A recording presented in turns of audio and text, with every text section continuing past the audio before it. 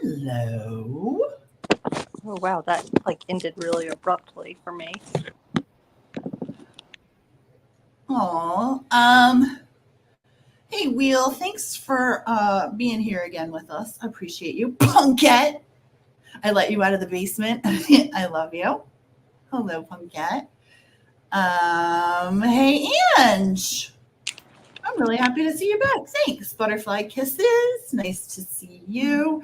I don't expect a real big crowd here because, the heavy hitters are going live or are already live. So it's just going to be us hiding in our little corner over here of the world, which is great.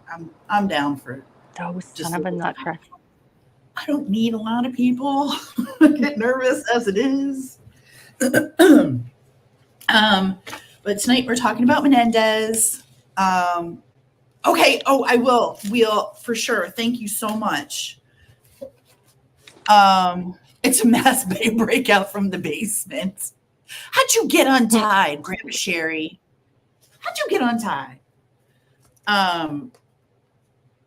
We are talking Menendez, but we are we're going to be doing the outline. I want LFT. She's been running ragged today, but she's been the one who's followed up on what happened today. So we'll have her give the awesome rundown, and then I'll do the outline and the timeline for the week prior. And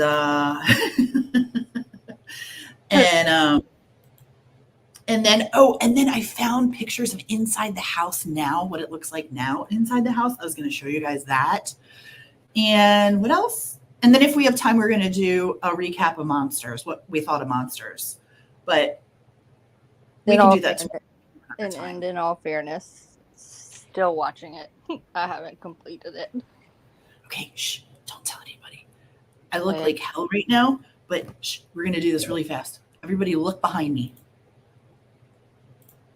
Yeah, but you don't have the volume on. I don't have the volume on. I have no idea which it even is. I don't know. I haven't paid attention since episode 3. Thank you, Wolfie. Shit was something.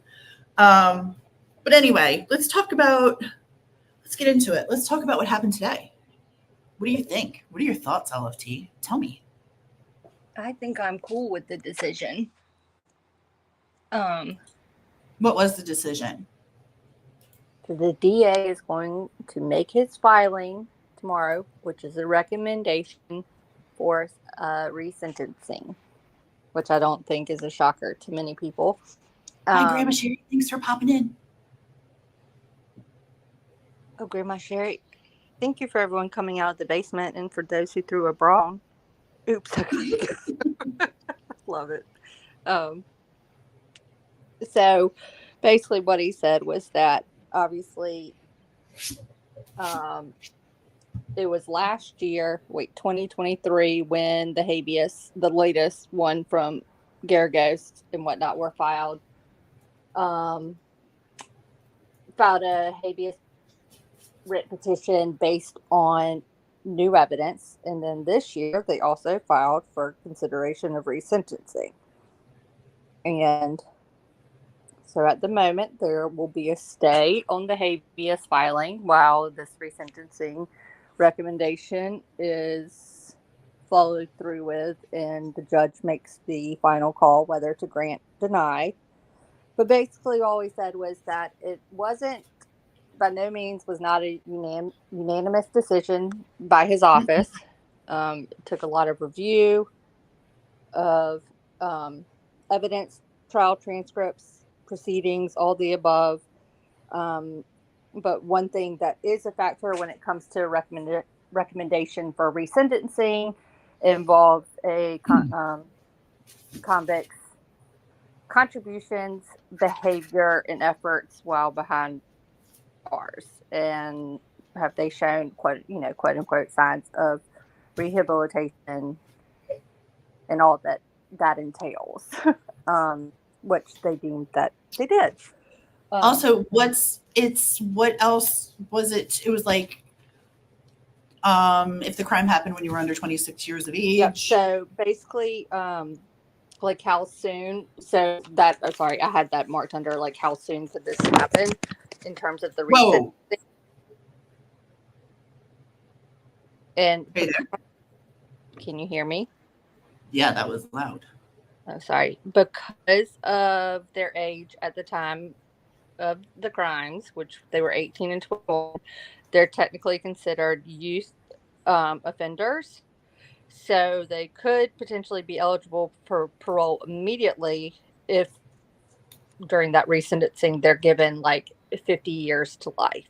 That's what they were to receive. And I think that is based on the law and the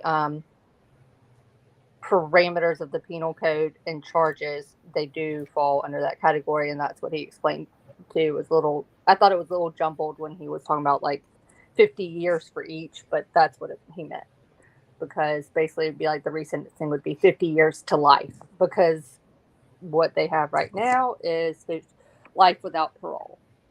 Right. Without the possibility of parole. Yeah. And so now they have that. So I guess right now, from what I understood too, just FYI, so the resentencing and the habeas tracks, the two options available to them, are basically still both on the table, but the DA now makes his recommendation. He made the recommendation for the resentencing, and then that goes to the courts for the final decision. And then obviously again, if the DA's recommendation is declined, then the habeas petition remains an option, and they will continue on with that. But like I said, it was this year that the attorneys sent the DA's office a request for to resentence the brothers, and that focused more again on the rehabilitation and behavior during time served, whereas the habeas filing done last year, which is to overturn the convictions based on new evidence, deals more with obviously questions about evidence and matters related to the original trial. So needless to say, he'll file it tomorrow. He announced the recommendation today. It will be filed tomorrow in the court, and a hearing won't be scheduled until after the recommendation is actually filed tomorrow. And that, once filed, I believe they will be seen within 30 days. Can they use the original court date for the 29th of November? I'm not sure. I mean, maybe they could. I think because it's already on the books. I was just that's asking. already on the that's, I think, well, from what I understand, that right now, like, I think continues to stay on the books, even though there's a quote unquote stay since the resentencing will be filed. But I like that potentially. Will it be the same judge or a different judge? We don't know who the judge will be yet. Okay. Sorry. We don't know. Chico, thanks for coming in. So yeah. But it obviously, it's kind of like, well, I hate to relate it to other current events on YouTube, but it's kind of like, someone announces that they're making this filing, which is what happened today. And it hasn't actually been filed yet, but he will tomorrow. And then I think it will become you'll actually be able to see it. There'll be like an active motion for the judges, for movements by the judge and the court system, to get it on the calendar and get it before a judge. And like we said, then it's up to the judge now. The DA made his decision, or his office has, and it's not the final. He doesn't have the final say. He also doesn't have the final say in terms of the habeas either. So it's just whether or not it moves through. But I don't think any of us were necessarily shocked by today. I think some might have been disappointed. I get that. Hey, Risk, welcome in. Oh no, you had a stroke writing that. I definitely Punk, I had a question. What's that? What can you reach at? Yeah. Okay. I go feed the goof troops and come right back, Chico. We miss you. And what is with everyone is eating tacos tonight? Okay, taco. Is that what I want? 3 soft tacos, please, with guacamole. Where's my question?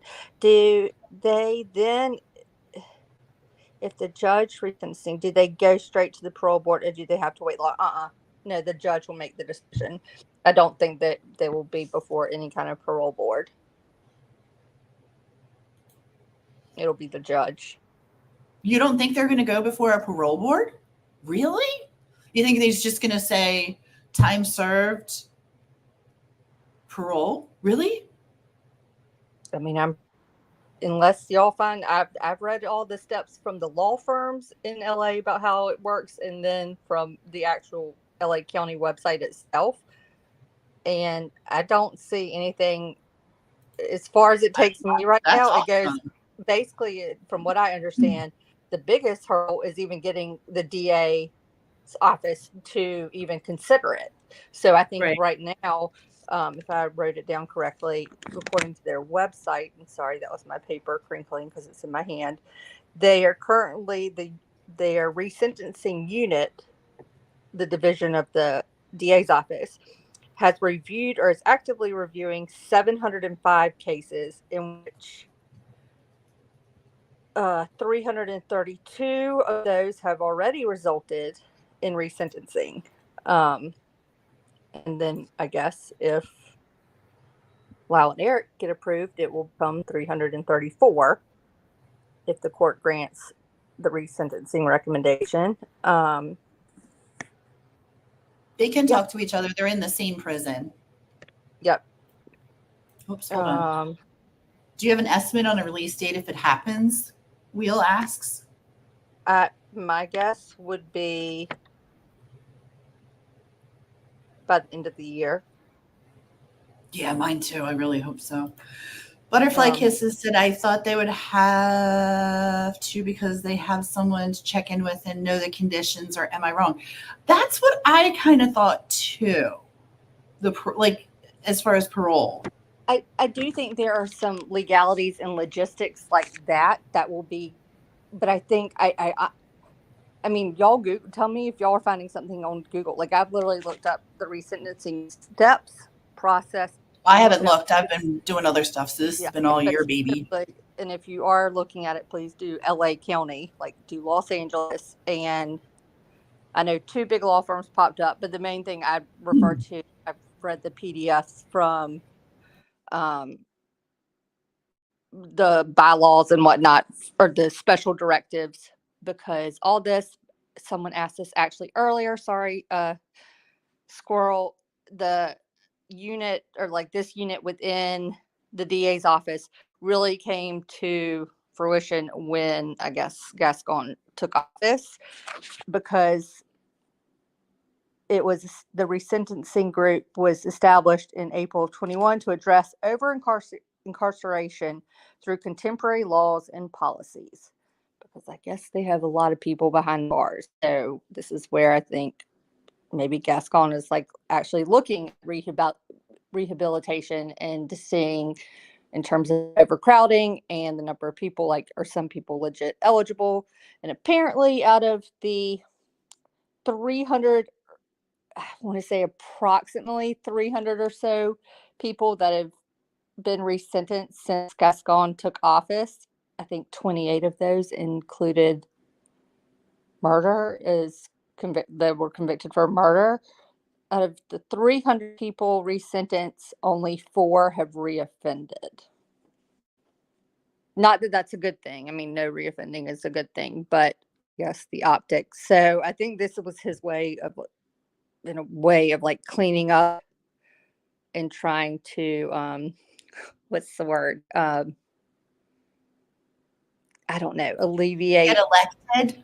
Well, that, or I think this was his way to kind of hopefully clean up Risk. and make. I have to get behind you on this one. He's done some pretty deplorable things. Oh yeah, I mean, he's definitely more of the if you will, left-minded, left-wing, more liberal, kind of open to some things. And I have to admit, those people, like we've said before, like Risk and Wolfie and whatnot, that have been actually, even I think Tiffany and some other people have made some points about like why they should stay. And I do read stuff and it makes complete sense, like by law, like yes. But then when you delve more into options, legal options for people convicted under those laws and the legal options available to them, this also applies to them. So I see both sides. Like, I'm learning to see even more, but I definitely don't. He's very down in the polls. Yeah. Like the 90s, like 30 points. Look ridiculous. Yeah, I don't think he's gonna. I mean, if he gets reelected, knock me over with a feather. Like, congrats. I don't know. I guess today that the announcement would be made was the earliest I had it coming was this afternoon. So I think I already got my one good grace. Okay. Do you think this will? Wait, there was another question. Risk. I don't know that they're getting reality TV show, but I wouldn't be surprised. They used to be in separate prisons, Punkette, but they were placed together because they both had good behavior and it was fine. I mean, they shouldn't have been separated in the first place. But Eric went to Donovan and Richard Donovan, yeah, and Mule Creek. Do you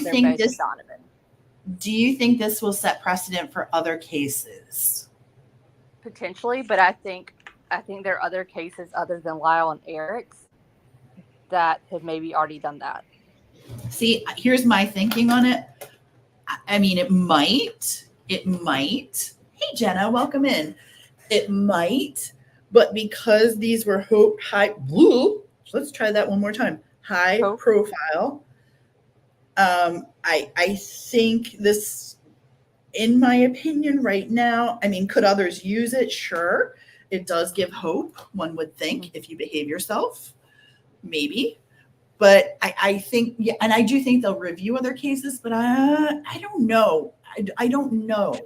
I have feelings on both sides of the fence on that question. Well, and my guess is it's kind of like you just said, in terms, like, maybe because of the notoriety of this case right now, I think some people would be using it like, isn't this setting the example? But the fact is, the resentencing has been happening for a while now. Like, other things have happened, so I don't think they're necessarily the precedent that would be set for this, but it would be, maybe in the eyes of the public, it would be a good example in terms of, I don't know, both sides of the aisle. This would be something I think they would use. I don't think they're going to pick, unfortunately, some smaller, unknown, little case as their platform. They absolutely should. Good, but that would be the best thing to do, honestly, for them. Also, the DA's using it for political gain. I would say 98% of it was political gain, and the other was pressure from the family and the world seeing the monster thing on Netflix, general interest on TikTok. I know they've been trending on TikTok, but yes, 100, yes. No, I can't say 100%. I would say 98% was political gain. And look at the timing of it. Yeah. And we all know that's been an irony already surrounding anything involving Menendez. I mean, it's some sort of pressure because of things going on in the county at that time, elections, political pressures, all the above. It's just ironic that it's happening right now, but I do agree. Like, I think he's also to the point where, win or lose, they did get the filing last year, so maybe he did just kind of tend to focus on it in the past handful of months for sure. Mm-hmm. Because whether he stays or goes, it's going to leave a mark. But at the same time, I sincerely don't believe for the family, my impression, and this is just in my opinion, I don't think they have any interest in it being a political matter. Like they said, they don't care who is in office. Like if it's Gascon or someone else, like this is what they want. Shoot. Yeah, I do think it is. But I go back to what he said, what Gascon said on, I think, in an interview after, like, what was the first press, like early October, like on October 3rd or whatever, 4th. Or whenever that was, that he had said, again, there's no question they committed the killing. The question is, to what degree of culpability should they be held accountable to, given the totality of the circumstances? And I do think that's an appropriate fact, like the circumstances surrounding it. And that is, obviously, that's always been the heart of the debate, is the circumstances surrounding the death of Jose and Kitty. I think the circumstances have always been a factor. But yeah, so was that basically it? I just wanted to like knock those few things out. And again, if they do go in front of a parole board, maybe that does happen. I don't think if it does happen, from what I've gathered, it's not like it's not like, what's her name? Who was the Manson woman, the late one that, was up for her parole review or whatever it was.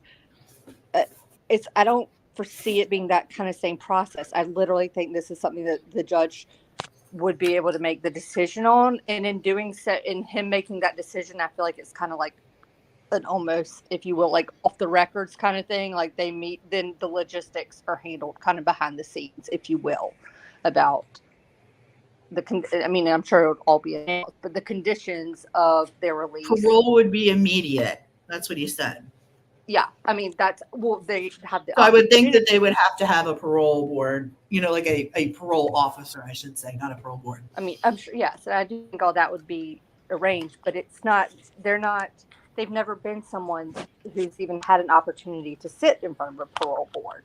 That's never come up in the 34 and a half years or however long, almost 35 years, however long it's been. So I don't. Let's just put it like it doesn't at this point right now. All that matters is that this decision lands with the judge.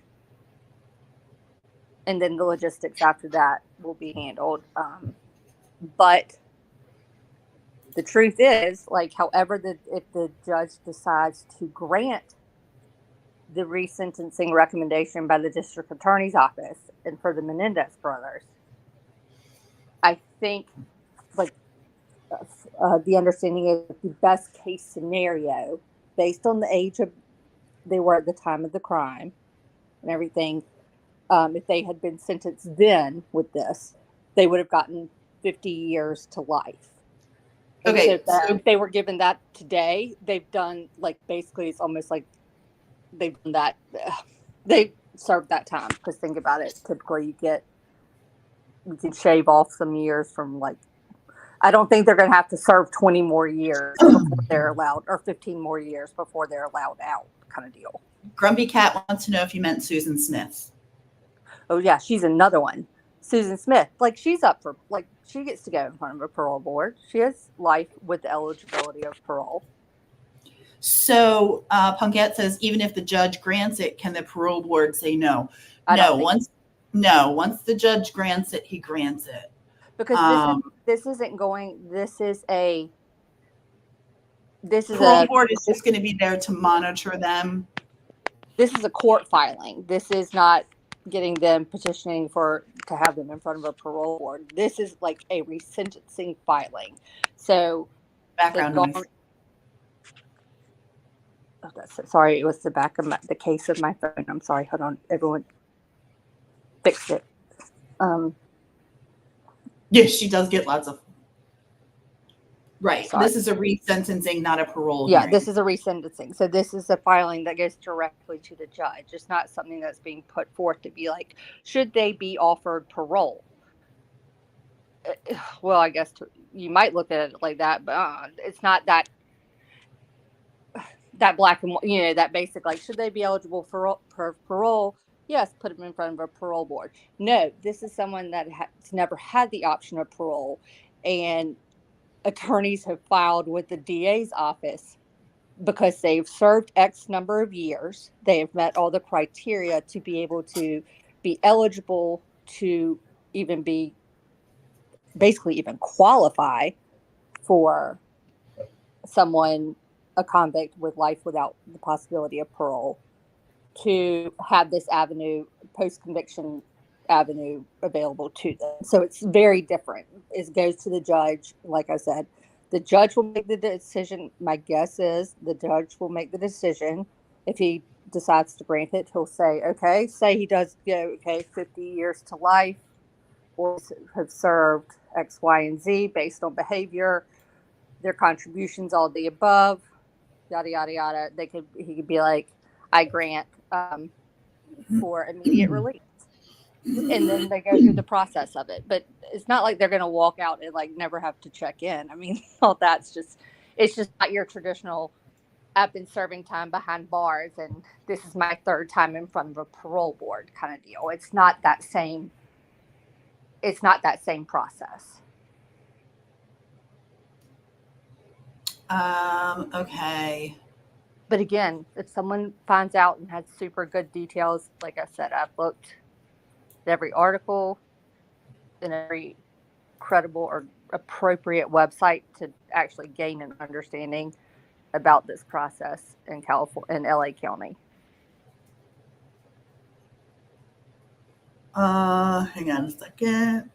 Do you think they'll both get the same amount of years if parole? Oh, I'm sure. Yeah. Yeah. Same crime. They both did the same, And they'll still be convicted murder. I mean, the fact is, they'll still be convicted murderers. Their record's not like expunged or anything. Their convictions will still stand. Sorry, I'm looking something up. I know you're fine. If the judge says time served, if the judge says time served, then they would give them a release date. But if the judge can make them do probation for a number of years, if they choose, it could be something like that, I'm assuming. And that's where, Chico, I agree. Like, I think it's literally the DA's office has made their decision. They'll file, as they announced today, they will officially file it with the courts tomorrow. And then whichever judge, whoever docket it lands on, that judge will be the one to determine the outcome, whether it's granted or denied, and if granted, how that will be facilitated and how he defines the terms of their release. Whether or not it's like 3 more years that they have to serve, who knows? I don't know which ones. There's like votes on which judge they hope they land in front of, given the political environment and time of year, elections and stuff. I don't know if that's going to be a factor. I haven't even really thought about that, but I think it just really depends on the judge and their release conditions. Yeah, I get that. That makes sense. I mean, we'll just it's a wait and see. Yeah. You think you're calling by the end of the year?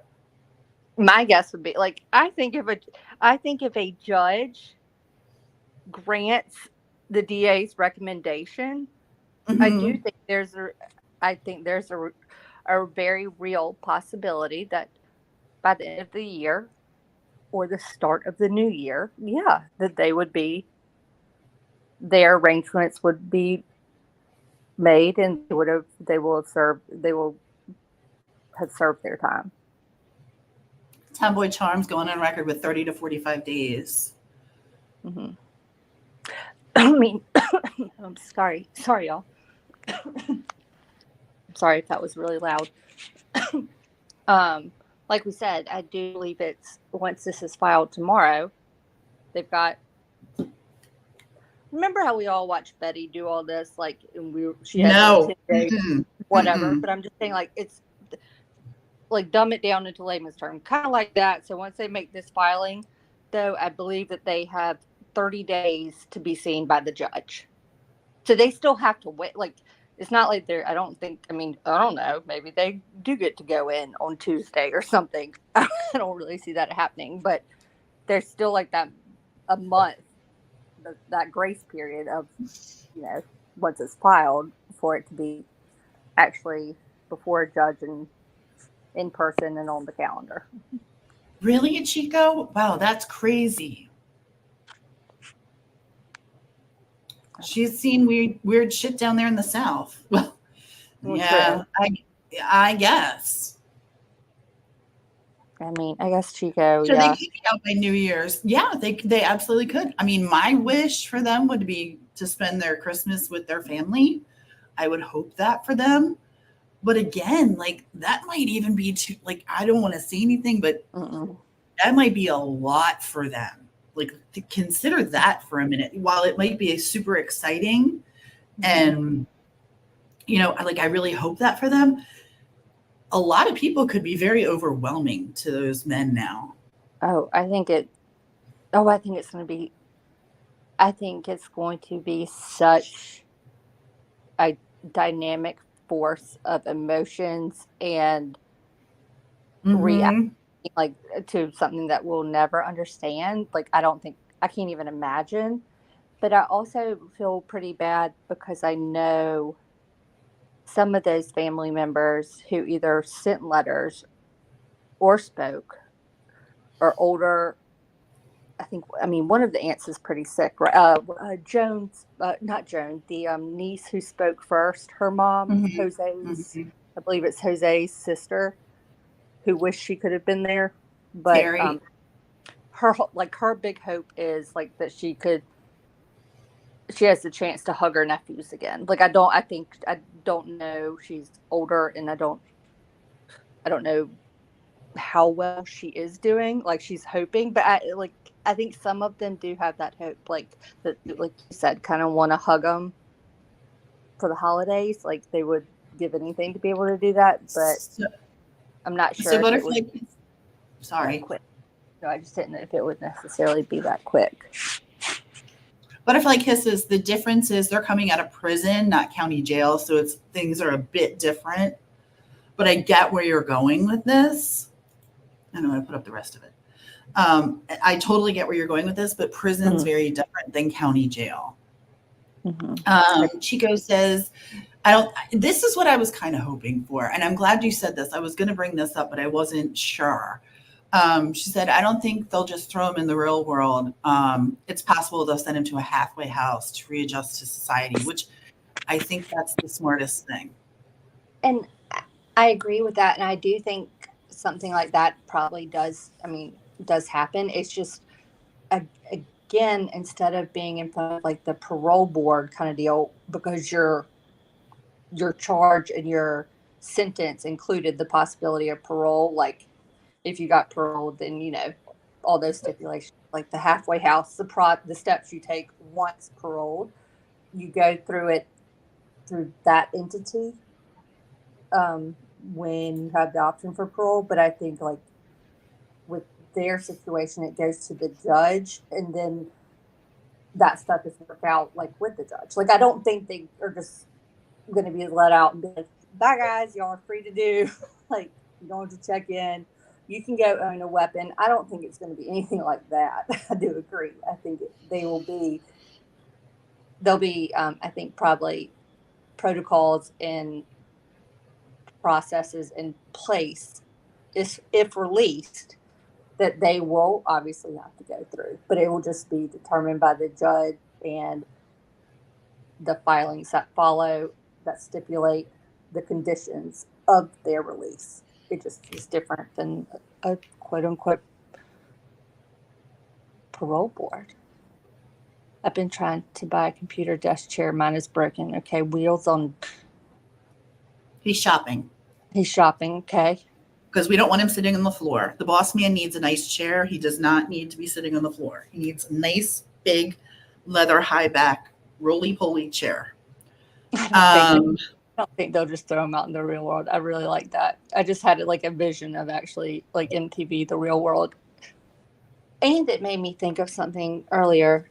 Like, I think once they get out and if they get out and as they get settled and continue on with their life, like my thought and hope is they continue to conduct themselves and involve themselves with the efforts that they establish in prison and do that once they get out. You know, like the motivational speakers. I think they will. I think they're going to be advocates for prisoners and, you know, maybe get a job, you know, on the other side and do something good. There's definitely going to be release conditions and probation.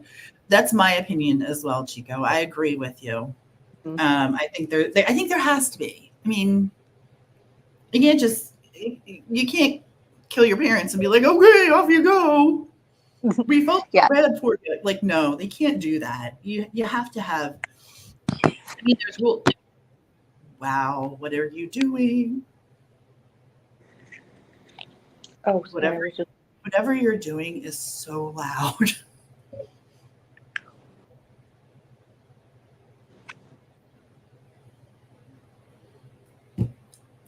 Punkette bought a chair for $57 on Amazon. It reclines and it's super comfy. Yay! There has to be at least for a bit. Yep, me too. I agree. Wheel set up actually in a leather high back colonial looking chair, not made for a desk. It has legs but no rollers. I can picture that. I want them to continue to be advocates for SA victims, discuss mental health, and I want them to do better than gypsy. Oh, so much of this comment right here. This comment means everything to me because I can't stand gypsy. And I want them to be advocates too, because I think who better than people that just came out of a horrific situation their entire life. So I agree with this so much. So much. Yeah, Wheel does too. Boss Man says, hell yeah, too. All right. Does anyone have any further questions on that for LFT? Because that's her forte. I want to make sure. I'll put the link, send it to you in our messenger, but there's a new link for the LA DA's office that it takes you to this landing page where it has a slight recap from today, as well as links to the press release and the press conference and their resentencing info. So I'll put it in the chat. Okay, put it in the chat and then make sure we put it in our description. And then maybe we'll do a community post with it in there as well so people can find it. We got to drop it in our group too and put it that CP. The community post that we do have up where we saw that will y'all will find it there too. Those, especially the links to the LA to the DA's office. There's 2 that are posted. It's all going to fall right there. So it is in there. I noticed it just a few minutes ago before we went live, like on the same website, on their same site. It was like a landing page, but all the links for the news conference, the press release, and the links to the resentencing unit, as well, I think, as the habeas writ unit is also included. So it's all there. I'll post it. I'll copy it into the chat. But I mean, that's all. You've done a lot more. But that's just a recap of today. I think it was a lot, though. I'm just more interested to see what happens when I'm ready to know, like, I can't wait for the announcement or the press release or something that says, the new hearing date is set for whenever. Thank you for that too. Chico says, yeah, I know Gypsy was a victim, and she was a victim. I agree in her own right, but she has never taken accountability for what she's done. Agreed. And sorry, fuck that shit to me. I agree with that too. It bothers me that she still it bothers me that she got out and nothing happened. He's just sitting rotting. Like, I know that he did. I don't know. I think she's as culpable as he is, but I have very strong feelings for that. And the fact that she thought she was going to be a Kardashian when she got out and get all this, she's just a waste. She's just, hush, girl. Go sit in the corner, put your head down, and be quiet. That's the best thing you can do. That's another case that just gives me like the willies or heebie-jeebies in a whole different. Delphi does it for me in one way, but it's like a whole nother set of just like ick and heebie-jeebies I get from Gypsy. And I really never got into it. I did watch whatever, the actual documentary, whatever one it was on. I did watch that. But that was I've seen documentaries on her, but first of all, the fact that, and this, again, it's just my opinion. I don't expect anybody to agree with me. You can disagree with me. I know people have strong feelings on Gypsy as well, but I mean, I just think she's the biggest waste and fake ass bitch out there. I really do.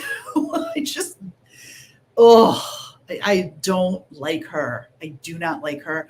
And the fact that Susan Smith is coming up for parole pisses me the fuck off.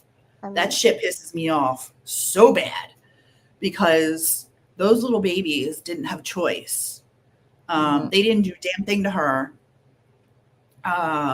She's a piece of shit. And that whole story. What? And the whole story that she made up behind it, I think she needs her ass beat. That's what I think. And I'm saying it. I don't care. I think she needs her ass beat. She's thinking she's walking around here sashaying her ass around where everyone's going to pay attention. Bitch, please. You ought to be praying. That's what you should be doing. Getting right with the Lord. Because I'll tell you what, that road to hell, it's going to be a long one. I can't get jiggy with that shit. Me neither. As you can tell, I just went off. Exactly. She came out and wanted fame. That's exactly it. And that's such a definite different, like, I guess age might play a factor, but with Loud, like, I think Susan Smith's going to be the same way. I really do. Yep. She sure did. And like I said, I have empathy for her issues. However, thinking the nose job was going to help you. Nope.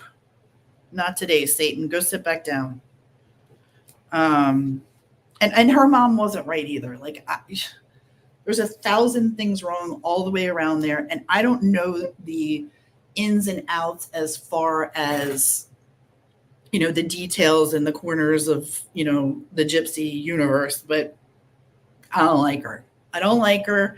It pissed me off when she got out. I think I'm like Wolfie is with the Menendez brothers for Gypsy, only hotter. Like, I get really violently angry when it comes to Gypsy. She's a snake and will bite again. I know. You too, Chico. I'm just so pissed. So on my sleuthing today,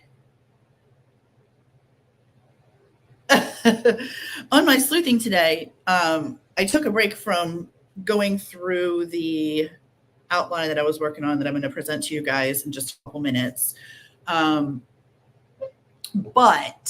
I found pictures of the inside of the Menendez house and what it looks like now.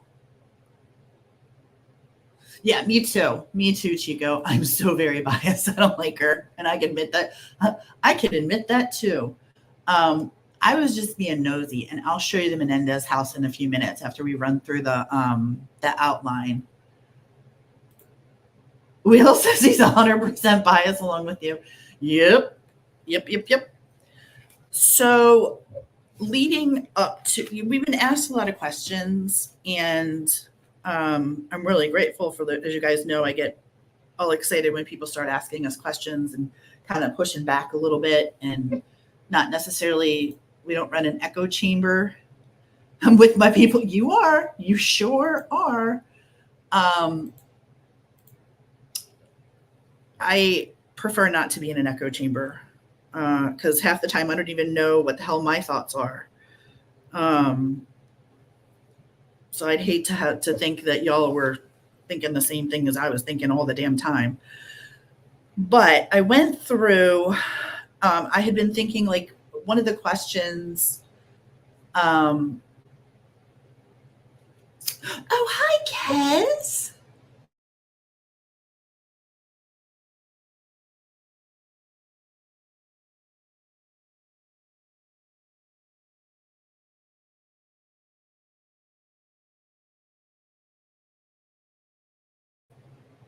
So one of the questions that we had was like, why did they kill Kitty, and what brought this on, and what makes you believe that they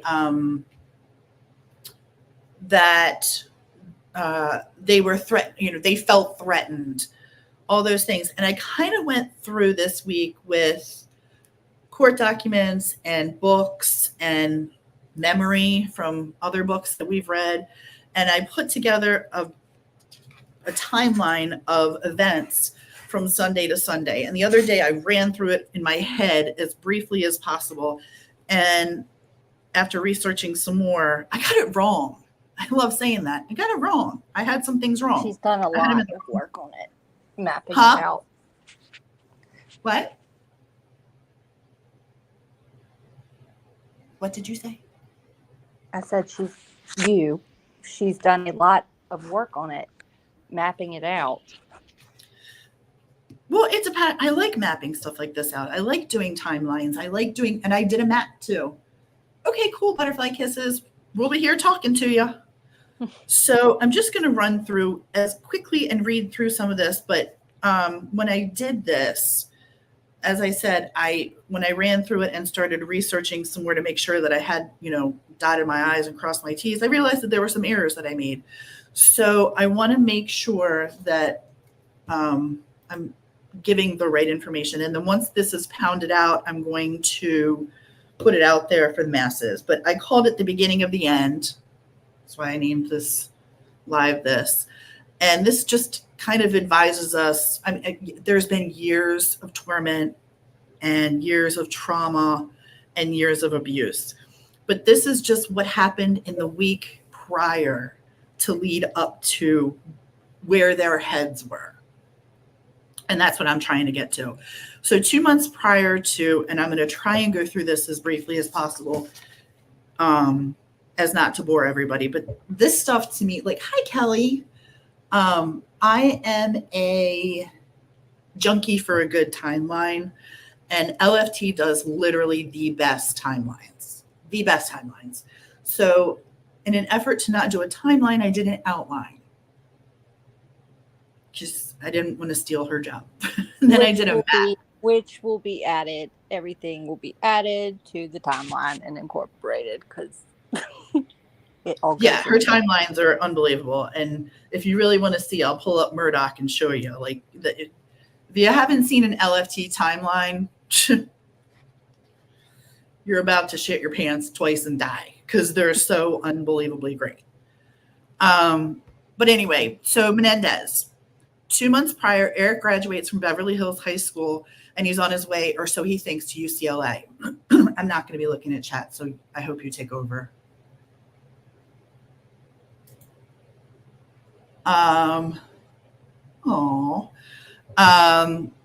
He thinks he's on his way to UCLA, which this is his way to get out. Like he's super excited. Lyle takes a year off of Princeton as punishment for plagiarism in a psych lab. So they're both home for the summer and they're hanging out. Let's see. So beginning of the end, Sunday, August 15th. Sunday, the 20th, the following Sunday, is when the murders happened. So this is the week prior. Sunday, August 15th, 1989. Jose. I think that's the 13th, Tia. Is it the 13th? I'm sorry. You're right.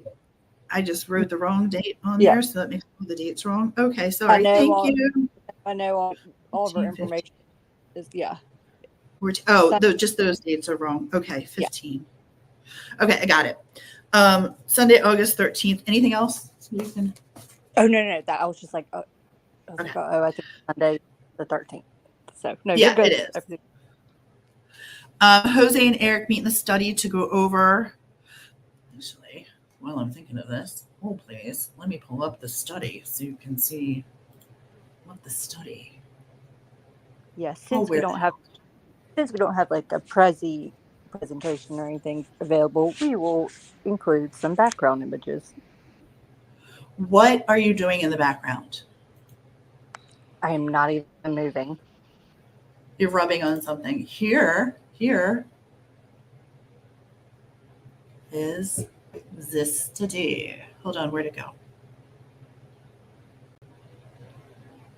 Oh, where the hell did it go? I just had it in front of me. The house has been redone.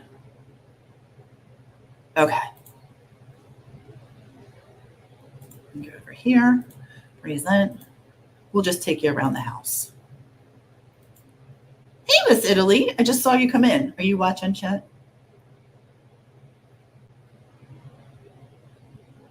Are you watching chat? Yes, I'm on it. I was typing. Oh, you didn't answer. Thank you for coming in, Miss Italy. D, we are so happy to have you. So here's the study. Okay, this is the chair I wanted to get for Wheel. I think Wheel needs this chair. So they're in the study to meet, to go over Eric's college work and his schedule. Eric is informed that he will be spending several nights, 3 to 4 nights per week at home. He thought he was going to be living in the required freshman dorm. So this was his chance to get away. He was totally crushed. He feels hopeless and considers taking his own life. He's really depressed. Like all his hopes and dreams just like the air got sucked out of the room. Eric runs to his room, packs a bag to go stay with a friend when Kitty comes in and tells him he's not going anywhere. She unpacks the bag, throws the clothes around the room, and leaves the room. Jose then comes in, throws Eric against the window, puts his arm across Eric's throat, and asks, "Is there a problem?" Eric says no. There's no problem. And that night, he just basically, literally just sobs and cries himself to sleep. This is one of the boys' bedrooms. I'm not sure which one, to be fair, but it's one of the boys' bedrooms. Monday the 14th, there had been rumors and rumblings in the house. I think I mentioned this to you guys before about how Kitty was very unstable and she was drinking alcohol. She was taking copious amounts of pills and she was not a well woman. But one of the things she had threatened was she was going to poison her family. She was just tired of it all. She was just going to poison all of them. So, I mentioned this the other day, the boys would kind of look at their dad like, is it okay to eat this food when she would cook things? And he would give the nod or we're going to go out to dinner. And Monday, August 14th, 1989 was the night that they went out to dinner. And it was just the 3 boys. Jose takes the boys to dinner at the Chart House. He informs the boys of his future plans.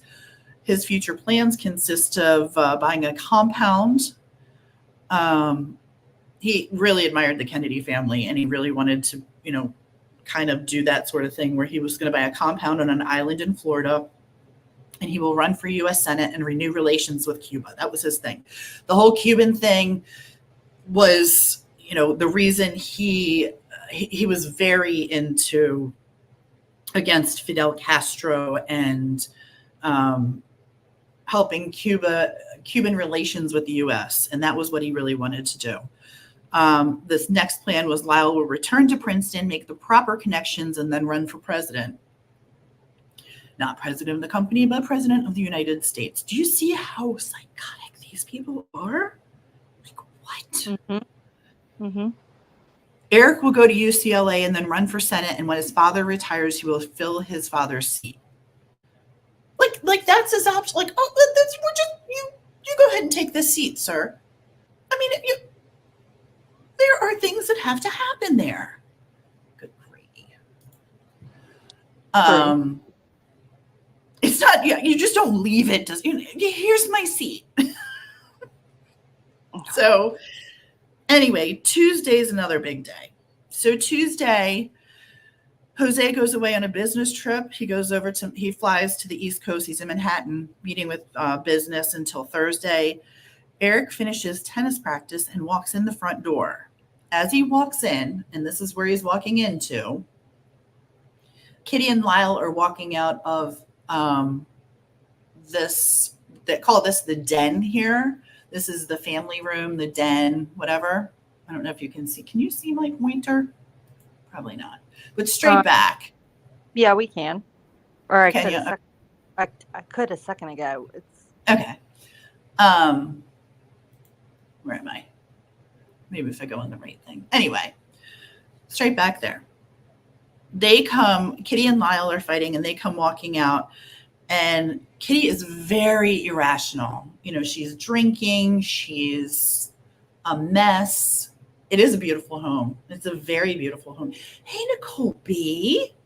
Thanks for coming in. It's so great to see you. Welcome. They're fighting, and this would be the point of view that Eric is seeing right now. So they come out, and they're fighting in the foyer here.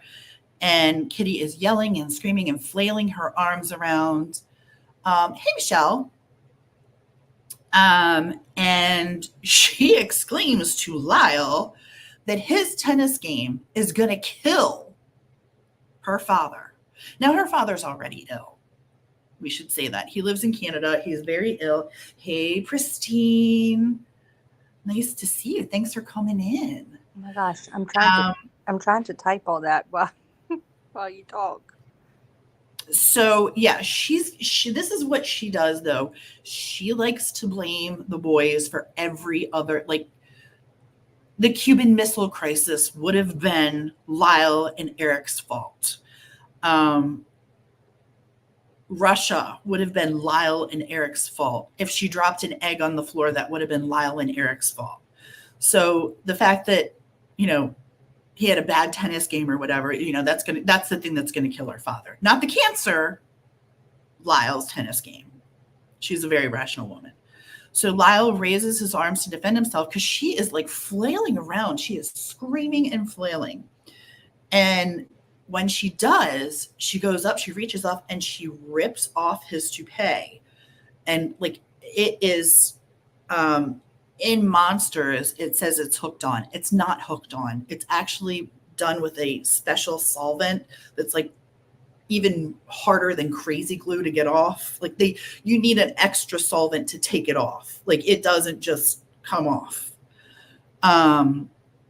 So when she rips it off, he's in excruciating pain. She goes to run up the stairs and turns around and throws it back at him, and he runs out to the guest house.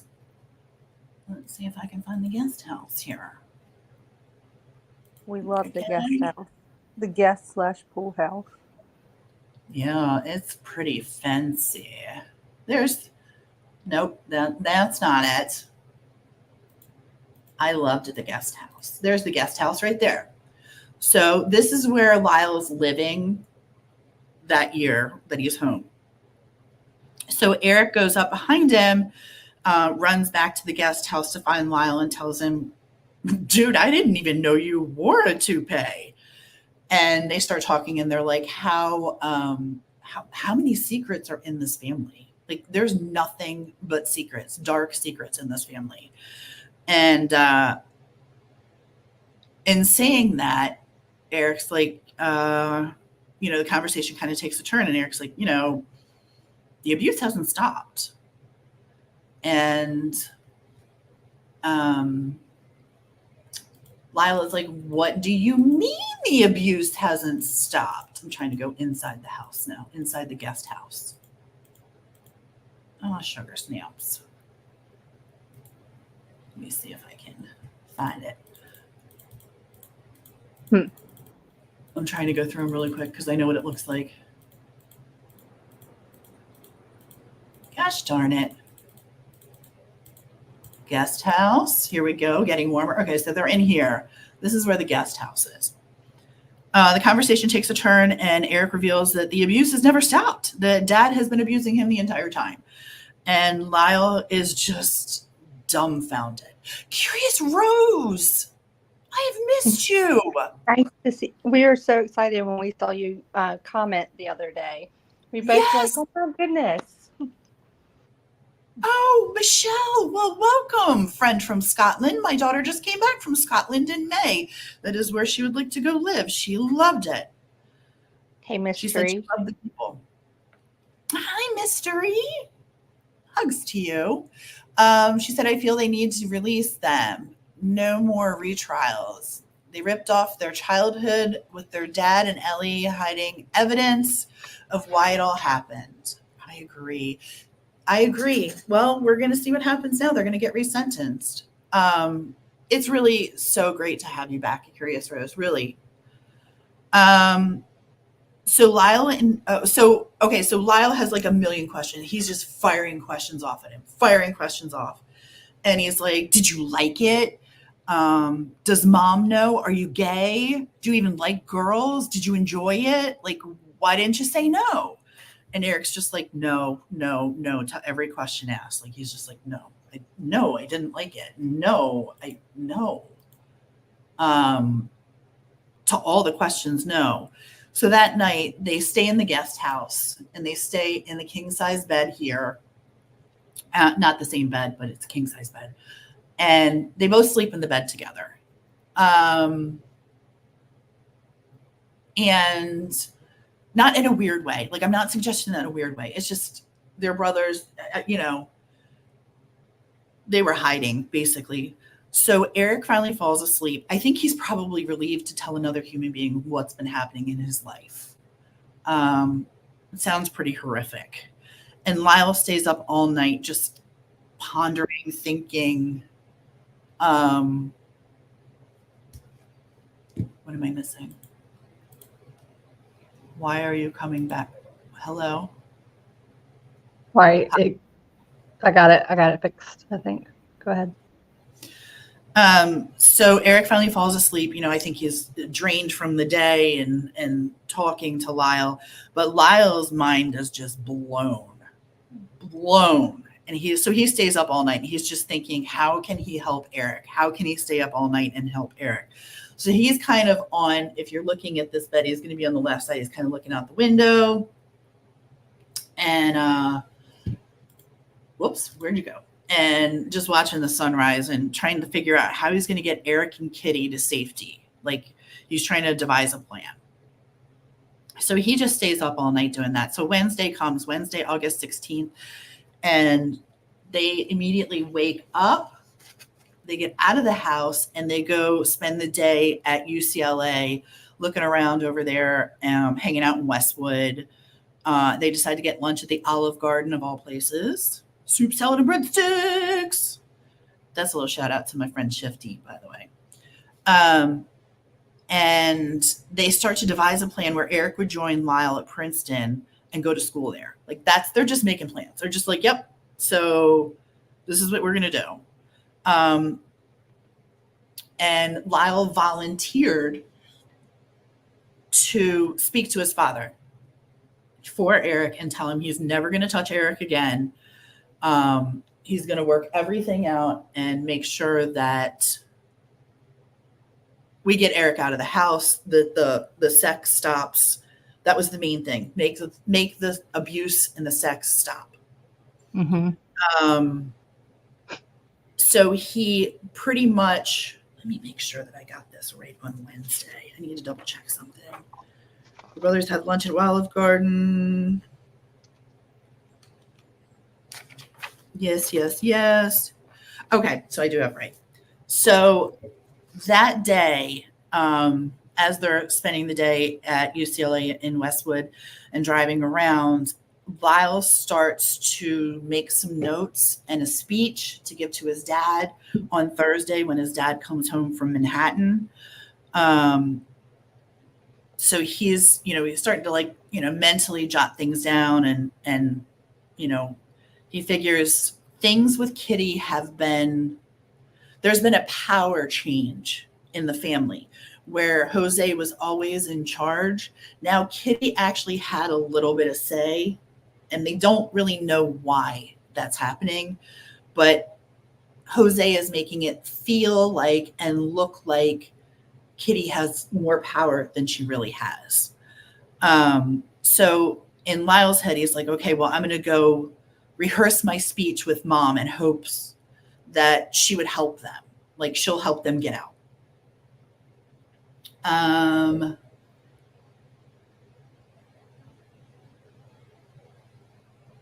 Sorry, I'm reading chat. Well, so he goes, huh? I said, I'm watching. I know, I just saw lots of words, so I got excited. Yes, manipulation at its finest. Narcissism. True psychopath. I agree. I agree, Rose. 100%. I said he looked like a whipped Great Dane. Yeah, she says that every time she sees him. So he goes and talks to Kitty, and that talk backfires huge. I wish you were never born. I hate you. You're a horrible human. You guys just waste of space and oxygen. Doesn't go well. So back to the drawing board. He's like, all right, never mind. So he's like, screw that. They go that day. They wind up staying in that night, and both of them just have a ton of anxiety because they know the next morning Jose should be coming in and they can have this talk and get things done. And tensions are high. Tensions are real high around that house. So Thursday is probably the biggest day as far as the catalyst of what's going to happen. So Lyle gets up, he starts sprawling notes. He's reading all day. He's trying to, I said, you guys, he's trying to get his thoughts on paper so he can talk to his dad, but at the same time, he doesn't want to have the notes in front of his dad. So he's trying to memorize everything, much like me right now. And he finds out that Kitty comes in and says, oh, your dad's plane is delayed. He won't be here till later. And Lyle thinks that it's bullshit.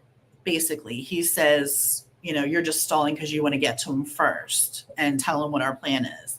And she just walks out, she teeters out with her martini and spilling it all over the place. Meanwhile, Eric goes out by himself all day because the plan is on Thursday, they need to be separate. They need to stay away from each other. They're both like firing on all cylinders, trying to get all the things going. And they're just, they can't be around anybody. But Eric's just a full-on mess. So he goes out driving around Westwood, Beverly Hills. And he just spends the day at UCLA running around by himself, shopping, whatever. So finally at 11 p.m., Jose pulls up. Wait a minute. Where did my Thursday go? There's my Thursday. Lyle was super anxious, and his dad comes in, drops his bags down, and of course, as soon as he comes in, Kitty's like, I need to talk to you. And he's like, well, I'm going up to change, wink, wink. And where does that lead to? In their bedroom. So Kitty goes in and shuts the door, and they're in there for a few minutes. Lyle's furious. And Jose tells Lyle, go meet me in the study, which we all saw that already. Where'd it go? Where did it go?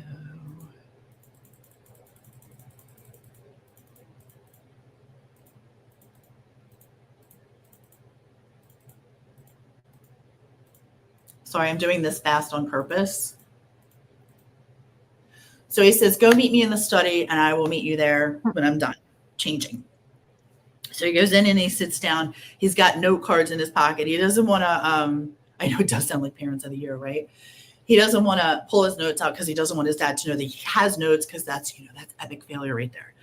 So he meets with his father in the study. Jose lights a cigarette, pours a drink, and he tells his dad he will no longer touch Eric. And a huge argument ensues, and things get crazy out of hand, and they're yelling and screaming at each other. And then finally, Jose immediately calms down. And well, in the middle of the screaming and yelling, Jose tells Lyle not to throw his life away, that Lyle will be going back to Princeton and Eric will go to UCLA, and we're going to forget we ever had this conversation. Boom, period. And then he calms down, eerily calm. And he says, just so you know, son, Eric has made his choice. You've made yours. And now I have to make mine. And Eric says, fuck you. I am going to tell everybody everything. I'm going to call the police. I'm going to tell your family. I'm going to do all the things. And Jose says, you do that and I will kill you. So right then and there is the moment that he realizes just how sick his father is. And he immediately regrets telling him, because he's like, oh my God, this is so bad. This is so bad. And of course, Eric's not there. In the meantime, Eric comes home while they're having this major fight, and Eric goes up to his room. After the talk is done with Lyle, Jose goes up and pounds on Eric's bedroom door. I mean, just boom, that horrible, angry, and he's yelling and he's screaming, and he is like a bull charging into the bedroom, and he throws Eric on the bed and he tells him, you should have never, ever told Lyle. That was the one thing I told you. Don't you ever tell Lyle. And he's like, I can't believe you did that. Which he did.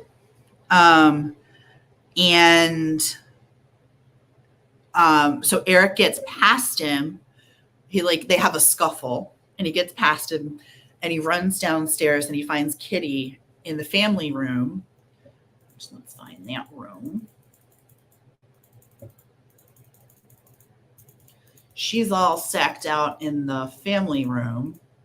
This is the family room, also the room they were shot in, just so you know. It did not look like this back in the day. This is what it looks like now. But the bookshelves are still there. Yeah, I was about to say, it still had the built-ins, right? Like that. Yeah, the bookshelves were there. Mm-hmm. So he runs down and runs into Kitty, and she said, what's wrong? And he's like, you wouldn't understand. And she says, I bet you I would. Real calm, real slurry, real thick in alcohol and drugs. She says, what do you think I am? Stupid.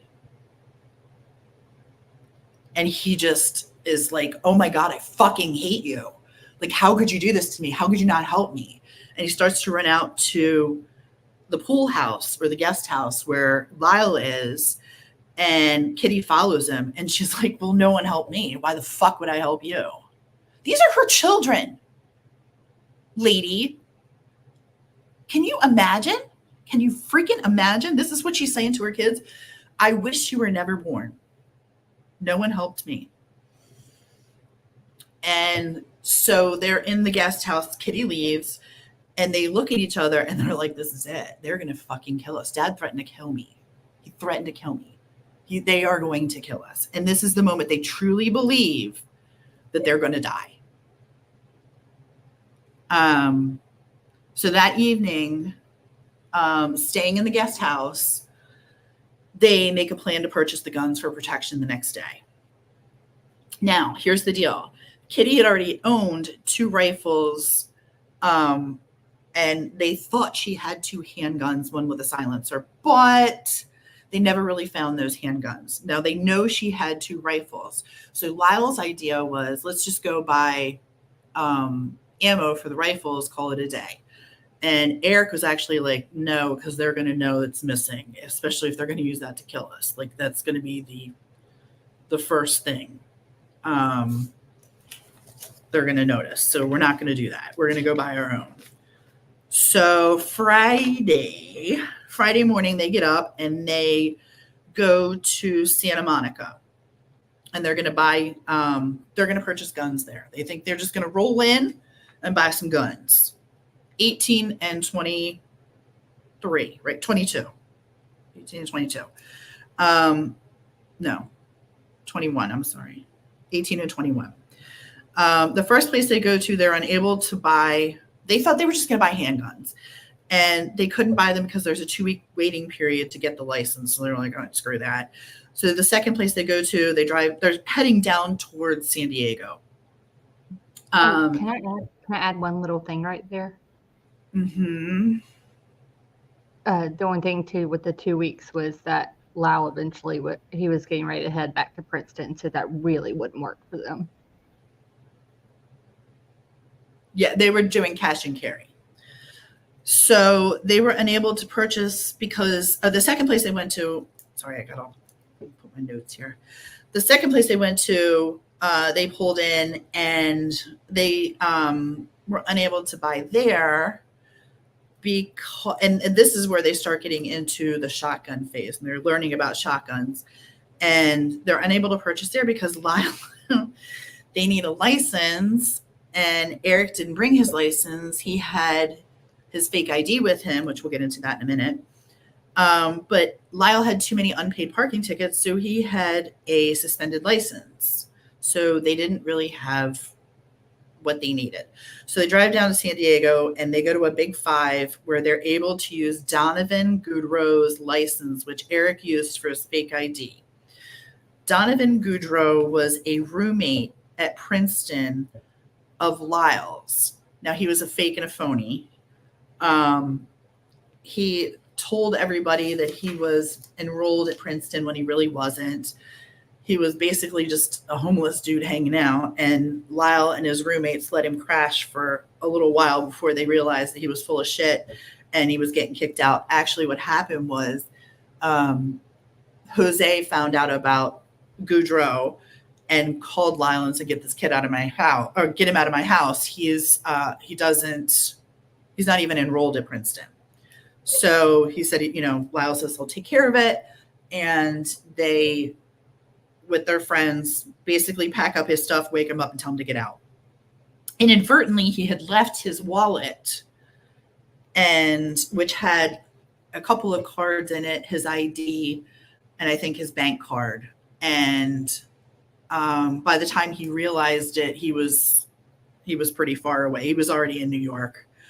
Anywho, so that's Donovan. So they used Donovan's license. That's why they had it, because they were planning on drinking. They were being out, they were out all day, whatever. And that's the ID that Eric used for drinking. Ironically, at Big 5 in San Diego, you needed 2 forms of ID to cash a check, but only 1 form of ID to buy 2 rifles, or 2 Mossberg shotguns that held 6 shots. In doing that, they purchased, anybody with a Murdoch background, birdshot. Also at this very moment, about 6 hours earlier, Donovan had clocked in at work in New York City. He got called in to work. So he actually clocked in the basement. So they had where, he was, and he had a new ID at that point. He didn't get a new license, but he did get a new ID. So they bought 2 Mossberg shotguns and birdshot for $213.99 a piece. They realized after speaking, this was later. They tried to go to a firing range, but they couldn't go in because they, after they purchased the rifle or the guns, they couldn't go to the firing range because they didn't allow shotguns there. So what they did was in the car, can you imagine? You're going down the 405 and 2 guys with shotguns are practicing how to put the shells in and take them out? No, not today. I mean, yeah, that's what they were doing. They were in the car practicing loading and unloading the shotguns because they couldn't get into the practice range. I mean, imagine everything they did, or I guess especially from purchasing the shotguns up to the 20th. Imagine trying to pull any of that off the way they did today. 2 forms of ID to sign the check to get a check cashed, but just one fake ID gets you a couple of rifles and some birdshot. Mm-hmm. So they finally get back pretty late at night, and they each take their guns to their appropriate beds and put them under the beds. That's where they're hiding them. And late that evening, now they're both staying in the guest house, basically. Eric does go in rich white boy problems. Yes. Basically, he's spending the nights with Lyle, though, because he feels so unsafe. But late in that evening, Kitty comes in the shark fishing trip. So that's the next day. But what happened with that is Big Mouth Jose, I know that's California for you. Big Mouth Jose has a client that's like, hey, buddy, let's go shark fishing. And, Jose's like, hell yeah, man, I want to go shark fishing. He's never been shark fishing before in his life. So he figures he better go practice or learn about it before he goes out with this client, this big client, right? So they schedule it for Saturday. And they were supposed to get up early in the morning and go, but they realized that shark fishing is better late at night.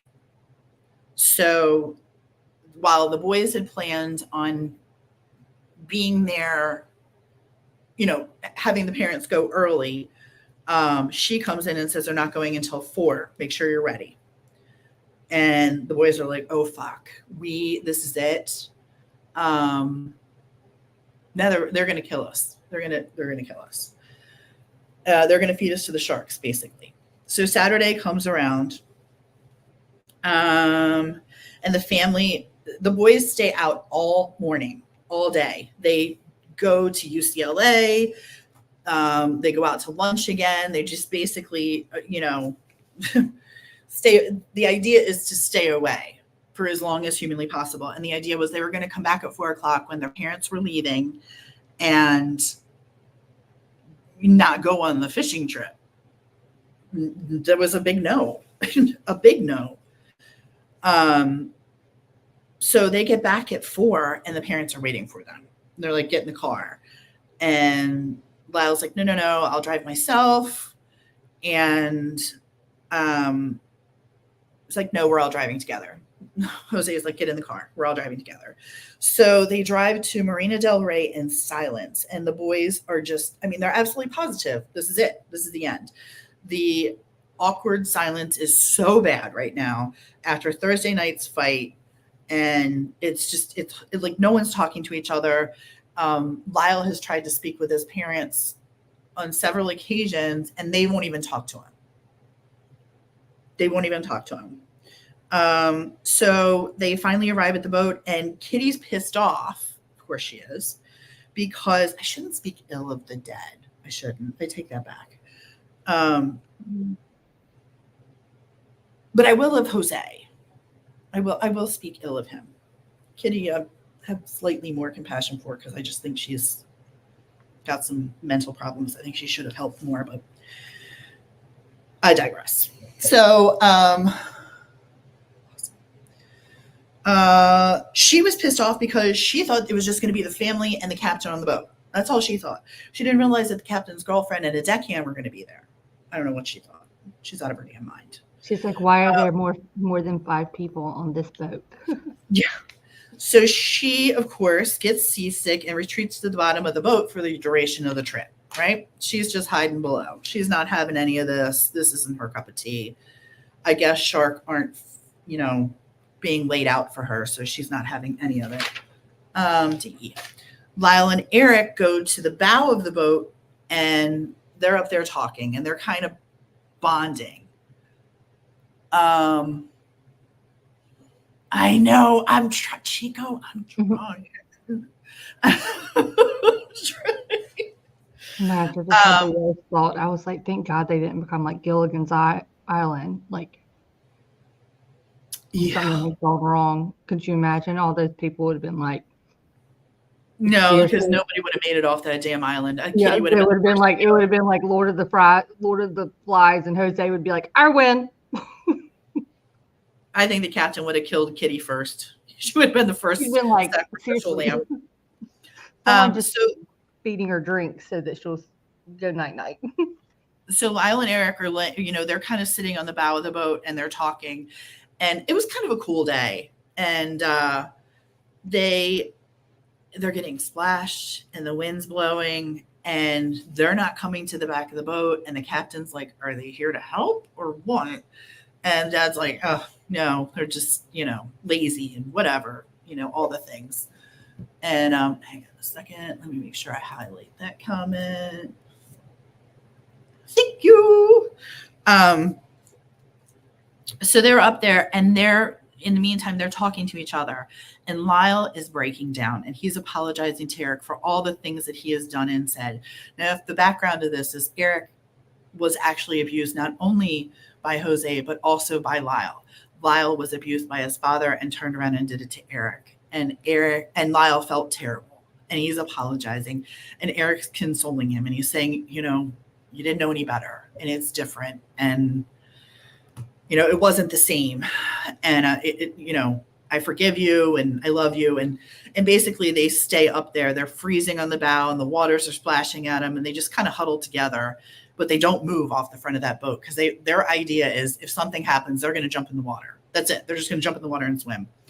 And on Saturday, they put the guns in the closet before they left, by the way. And then while they were out Saturday, I did skip this because this is some of the stuff that I forgot to put in my outline. Before they went out on the boat, they drove to Van Nuys, and they talked to a salesman that sold pump shotguns. And they wanted to make sure that they had the correct birdshot for ammunition. And the man was like, yeah, no, you need buckshot. If you want to protect yourself, you're going to need buckshot. So that was one of the things they took care of that day was buying buckshot. Didn't they try to stay out or try to get home later in hopes of maybe? Yeah, that's what I said earlier. They came in at 4 knowing that the parents would be gone at 4. So they came in a little after 4. The parents were waiting for them. Jose stayed near the stern of the boat, the stern of the boat. I saw Rose. Kelly! Holy thank you. That's so nice, Kelly. I was gifted a membership to my own channel. Nope. I'm going to have, I don't even know why it's turned on. But Punk got one, and Jenna got one, and Kelly P got one. That's awesome. Thank you so much. That's really sweet. I'm so glad it was you this time. Well, you already have one. I just looked. Yours isn't up yet. So, let's see. Okay. Miss Italy.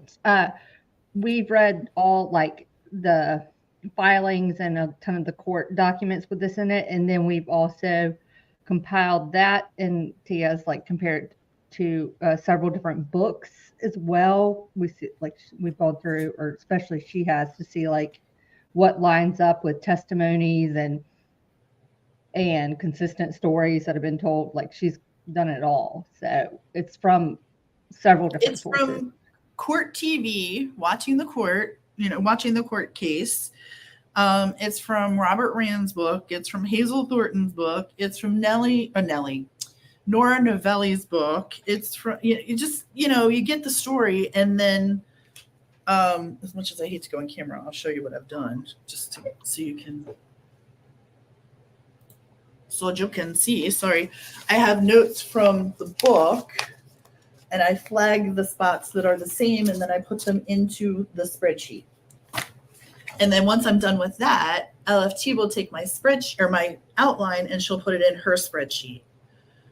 Oh, you guys are the best. We love you. Thank you so much. That was so generous.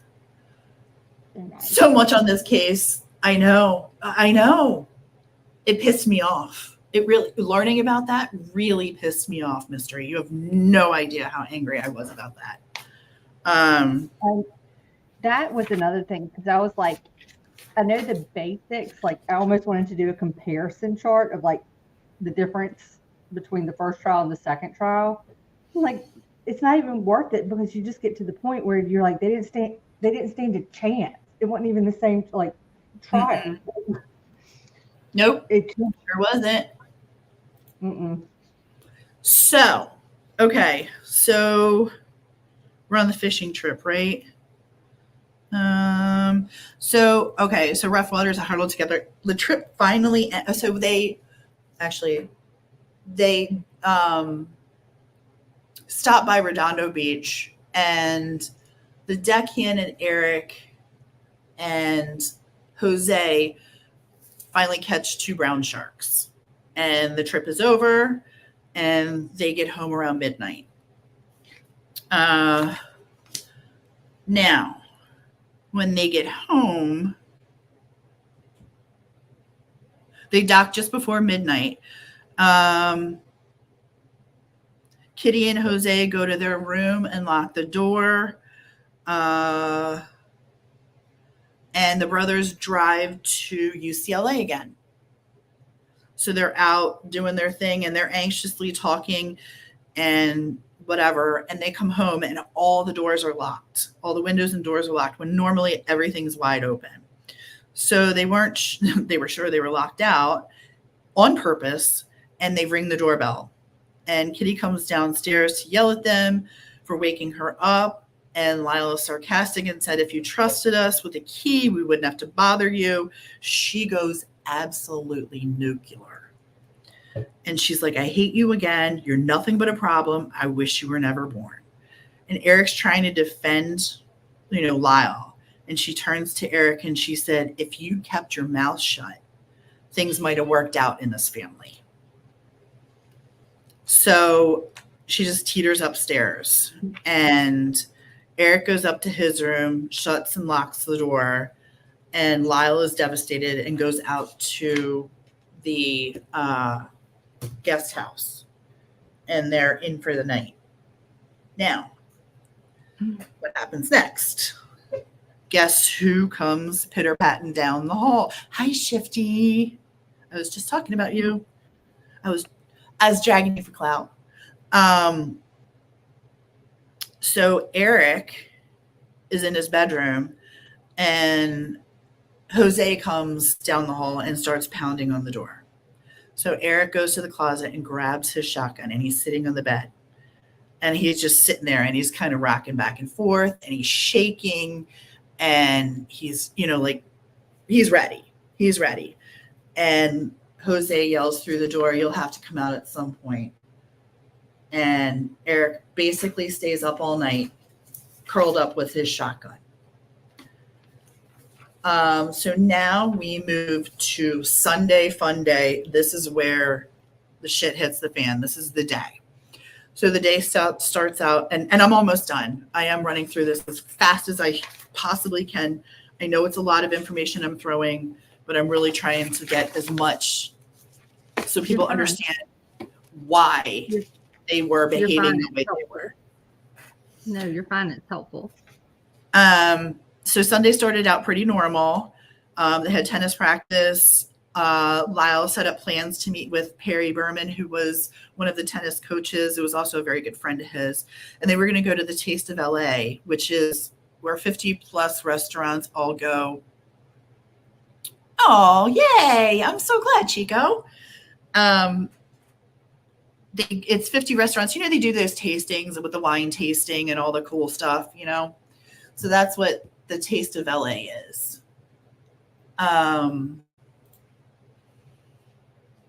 So this is their plan. And here's where a lot of people say this is where the premeditation comes in. And I don't disagree. I'm going to say I don't disagree. Also, I'm going to say that they were under duress and thinking their parents were going to kill them at every corner. So when I say Lyle set up to meet Perry, it was a setup. You love the Taste of Chicago? Oh, I bet that's fun. I bet that's, Gino's Pizza, hot dogs. Oh, it's just got me so excited. So they're going to meet at the Taste of LA, which is at the Santa Monica Civic Center that evening. And let me see. Oh, this is one of the days where the boys are, again, trying to stay separated from each other because if they're planning to kill them, it was going to happen when they were together. So Eric drives to the Church of the Good Shepherd a few blocks away on Santa Monica Boulevard. And he just kind of sits outside and he's sort of meditating and he can't go in. Oh, cool, mystery. I bet that's yummy. So he just kind of sits outside and he's at church and he's really, he's hoping God would tell him he didn't have to endure any more suffering. So he drives aimlessly Beverly Hills and Westwood and, his neighborhood, and his anxiety is just getting worse and worse and worse as every minute goes on. And then Lyle's the same, right? He's like trying to check the pulse of the situation. Like, is there any way we cannot do this? Is there any way we cannot do this? So he goes into the family room, which is right there to the right, and he's checking on to see kind of the mood. He's like reading the room, if you will. And once again, his parents aren't talking to him. So he asks his dad about a camp that his dad wanted him to go to, a tennis camp. And his father says it doesn't matter anymore. So he's just kind of like, oh, shit. What do you mean it doesn't matter anymore? This is it. They really are. They're going to freaking kill us. So he just goes and sits by the pool. And he's like a shell of a human at this point. I don't think that they have any feelings left. I think that they're just pure terror and anxiety. So they do that. And then finally, let's see. They decide they're going to go to the movies. Eric finally comes home and grabs Lyle. They're in right here, standing in this area right here. And they're like, we're going to go to the movies. And Kitty comes out and she's like, you are not going to the movies. And they're like, yeah, we're just going to go to the movies. And Jose's like, fuck that. Literally, fuck that. You're not going to the movies. Eric, get upstairs. And that is always the signal. He says, Eric, go to your room and I'll be right out. And that's always the signal for the abuse. And we're going to talk about some of the things with the abuse too. And Eric starts to head upstairs. And I mean, he is just a mess. And Lyle loses his shit. And he's like, nope, I told you, you are not going to touch my brother ever again. And Eric's just kind of standing there like, what is happening? I doesn't really know what to do. And he's crying and he's upset. Constant paranoia. Yes, absolutely. Absolutely. And In the meantime, Jose takes Kitty by the arm and they go into the den here and they shut the double doors. Okay. So the double doors are shut. Eric's going up the stairs. He's kind of just standing kind of halfway. Where is the picture? Where's the picture? There, right here. He's kind of standing in the area here like, I don't know what the hell to do. And Lyle runs upstairs and grabs him by the shoulders and said, this is it. We're doing it now. And so each one of them goes and grabs their gun. They load them. They walk outside. And Lyle tells Eric, I think you're going to chicken out. So he says, I need you to go in first and start shooting first. And Eric's like, fine, cool. I'm not, nope. Cool. And so they go in the front door and they walk in here and they bust open these doors right here and they shoot their parents. Now, in the meantime, what's happening is they shoot Jose. And these glass doors were there, not these specific ones, but the house is amazing. It's beautiful. Actually, Elton John used to live there. Mm-hmm. They did Prince, didn't he? It's rumored. I don't know. I don't know about Prince. But You know, they found it. I don't know if he ever actually lived there. I think you might be right. I don't know if he actually ever lived there, but maybe he owned the property or something at one point. Elton John left his porn. So I thought that was hilarious. I really did. He left his porn in the attic. Like, cool, I'm good. I can leave that here. I can get some more, I guess. That's actually he's Sir Elton John. He can have them acted out in front of him if he wants. He can pay somebody. I don't know. Whatever. I don't need that kid anymore. Whatever floats your boat. So they go in, they start shooting, and they're shooting all over the place in this room, and they're shooting holes in the doors behind them. The noise is just unbelievable. And the room is just filled with complete gun smoke. And Lyle realizes he goes to the back of the couch and shoots his father in the head.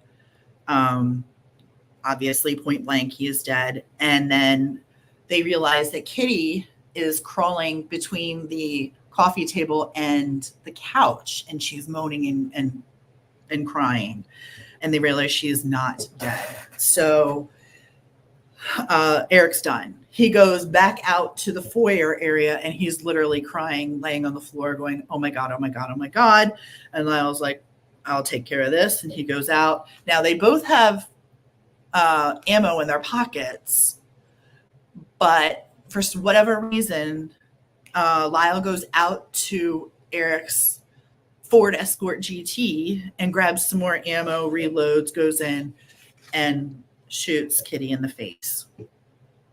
Now, this is at 10 p.m. The next door neighbor hears what she thinks are Chinese firecrackers.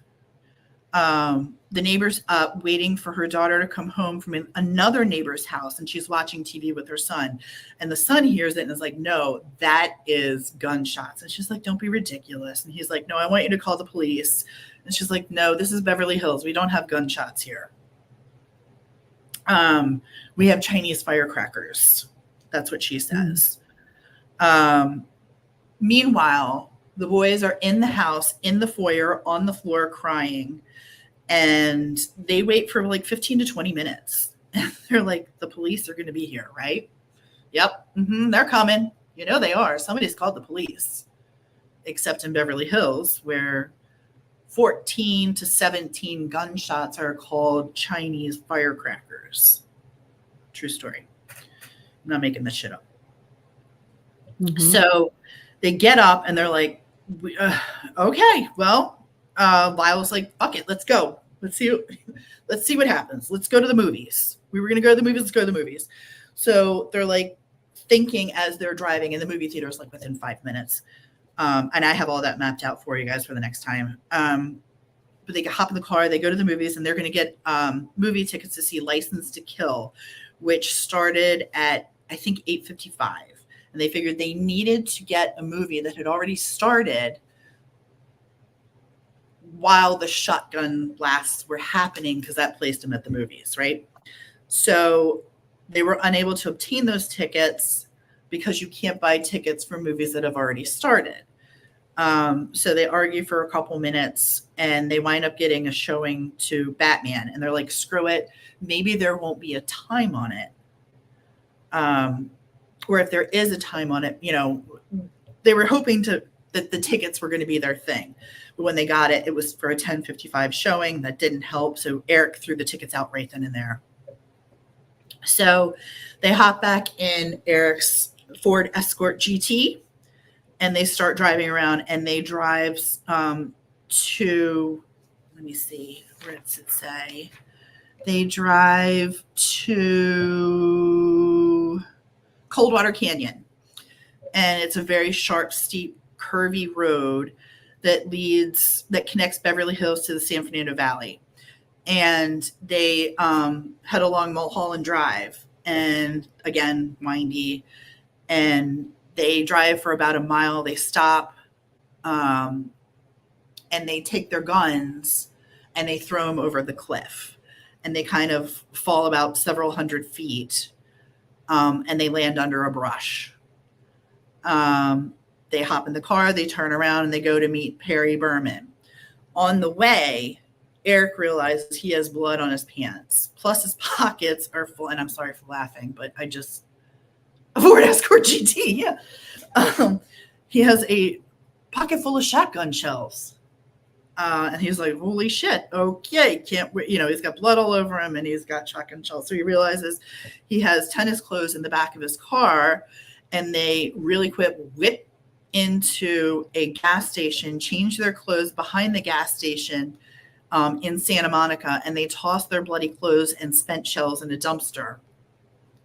And at that point, Lyle says, we really didn't even think about what was going on. They were just numb. They were just thinking about what to do next. And Eric was a mess. And he just kept saying, oh my God, oh my God, oh my God. And Lyle was trying to keep things together. And he's like, we just got to go meet Perry at the Taste of LA. Well, by the time they get there, the Taste of LA is over. It ends at 11 p.m. And so they miss Perry. So Lyle decides to pull over at a, get this, 1989, a payphone. Dear millennials. Stupid dime. Dear I borrowed millennials. dimes. Can I borrow a dime?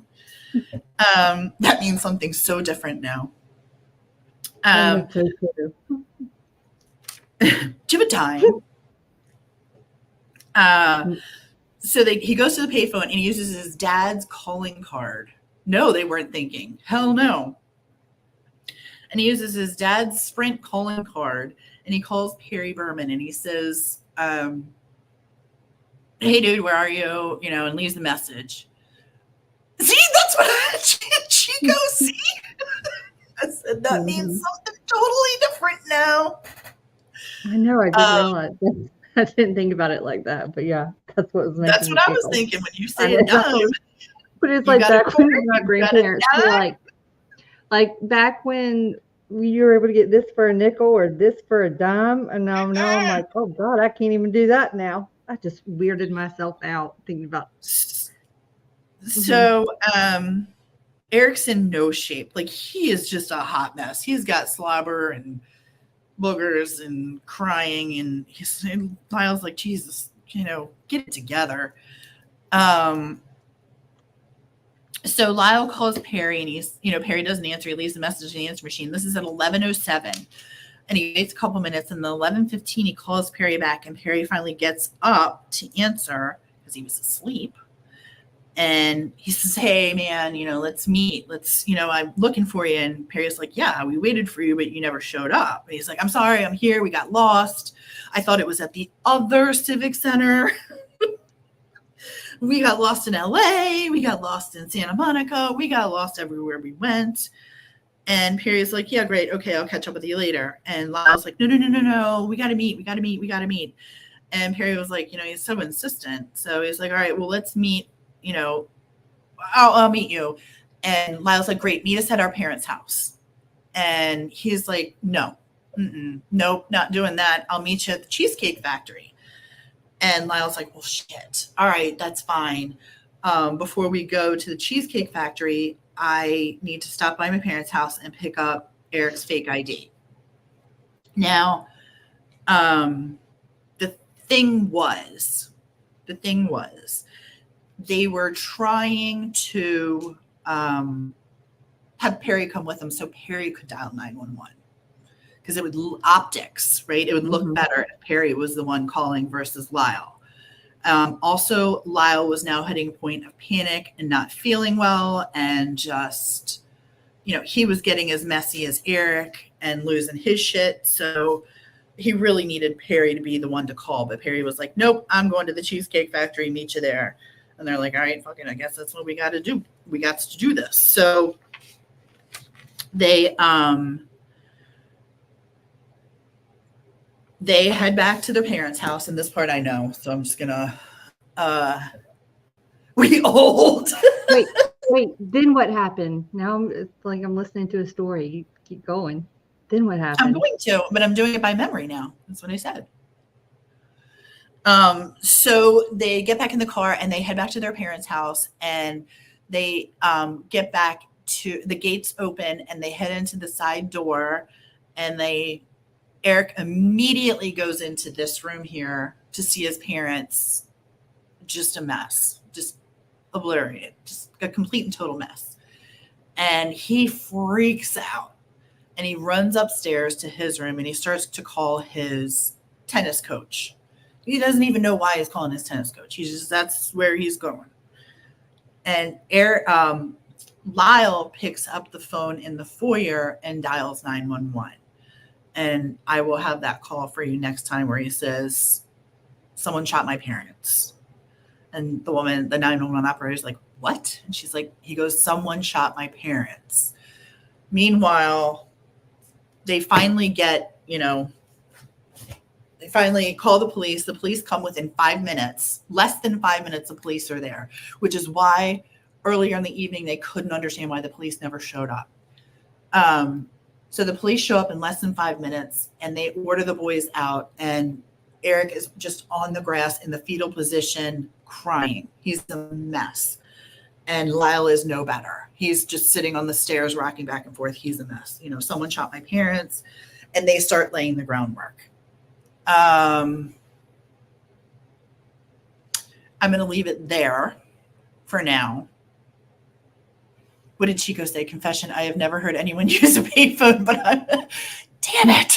Damn it, Chico. Oh my gosh.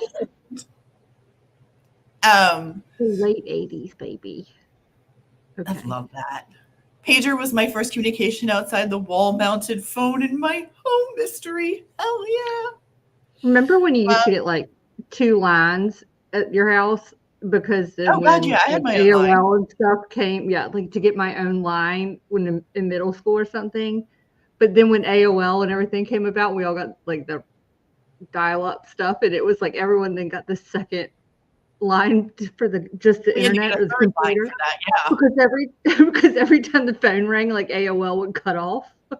Yeah, that's why we had to get the third line. Yeah. So I'm going to leave it there. When the police show up, that's when shit hits the fan, and we'll go through that. You had the Nokia phone. That's my daughter had the Nokia phone. Oh my gosh. Funny. I had a Nokia. Remember when there's like, what are they, like the Star Trek-ish kind of ones? Like it was like the black Motorola flip phone that everyone had. That was like, okay, so that was like the newer phone for us at whatever time that was. I don't know. I was in high school or something, and my mom came home one day. No, we were at the beach. She was like, "Oh my gosh, like I don't know, our Verizon family plan. Like, I guess we had the upgrade, or like, when you can get a phone every 2 years or whatever it was.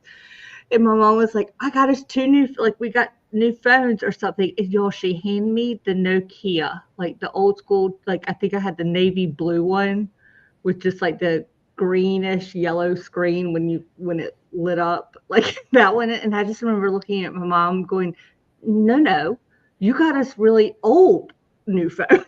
Like she was like, and that thing. I remember all the secret codes too, Wheel. Oh my gosh. But y'all, that thing lasted forever. It fell out of my car. I'd been parked on one end of the island or something, and that thing, like the next morning, I was like, "Oh my god, I can't find my phone. This is great." And it had also rained, and son of a gun, I swear to God, the gate, the bridge called, and they were like, "We found your phone in the dunes," and I was like, "Son of a nutcracker." I remember that too, Chico. That's so funny. So I was going to show you pictures of the house really quick, just to give you an idea. This is what it looks like now, but it's not far off. The only thing that's different is there's no tennis court in the background or on the side anymore. But this is what the house looks like. And this is what it looked like back then too. Nothing was really done to the outside of the house. I feel like they just didn't, anything they did, it was to the backyard, like you said, around the pool and where the. But yeah, so this was the foyer as you come in, and this is where a lot of the fights happened. I'll be honest with you, the foyer freaks me out more than the den, because I think there's worse energy from the yelling in the den. I mean, it's just like walking in the front door and everything changes. You don't even get past the door frame.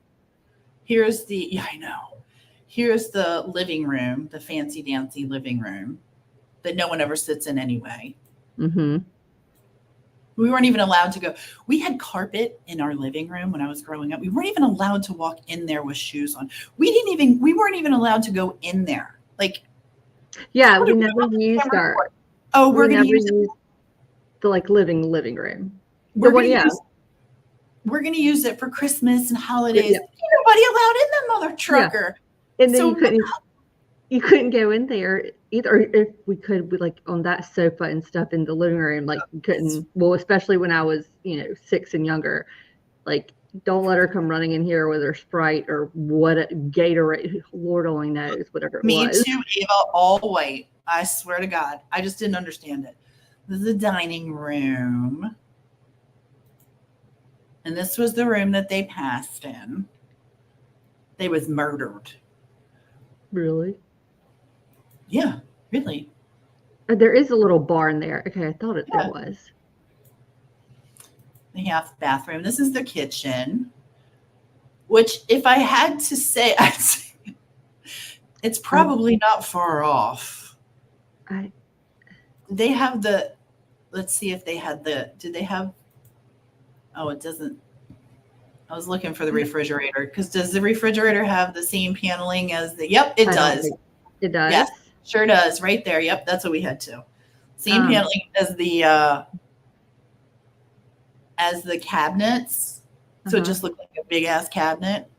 Yeah. I don't mind the house. It's not really my style. Like, my favorite part of the whole house would be the back today, what the backyard and stuff looks like, and then the view to the pool house kind of deal. I like that. Chico says I ain't got time for that shit.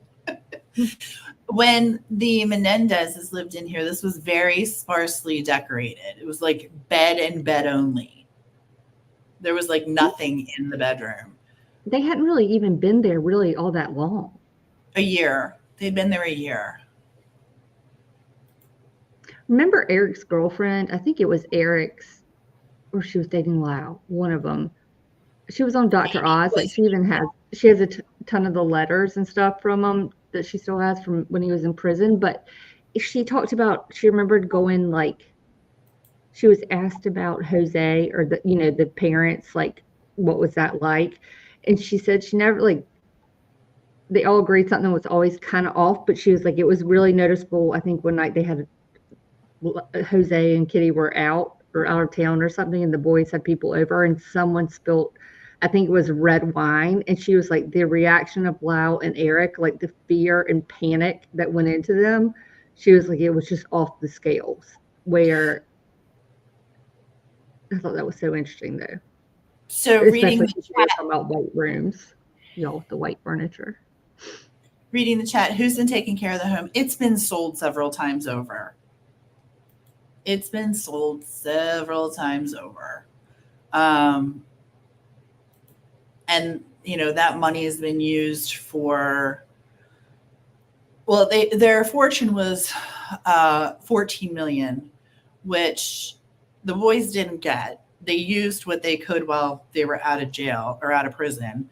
And then the money was split between the remaining family members, the next of kin, if you will. So probably the sisters and brother, Kitty and Jose. But they put that money together for the boys' defense. So a couple weeks ago, we had done those questions like, somebody said, where do you think the money went? And I said, the lawyers. It really did. It really did go to the lawyers, and there's no money left. And this is the maid's quarters, by the way. And this is the backyard, which is nice, but not my favorite. This coming up is my favorite. Hold on. Where is it? This is the guest house. The guest house is pretty swank. I would live in the guest house now.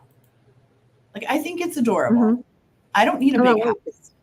I like the guest. I think the guest house is prettier than the main house.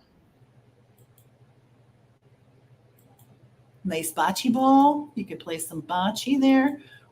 Okay, so we're getting to my favorite part. Right here. This is me. Mm-hmm. All me. You have that. The boys are coming home to nothing. They're absolutely, but you know what? Mm-hmm. They did this.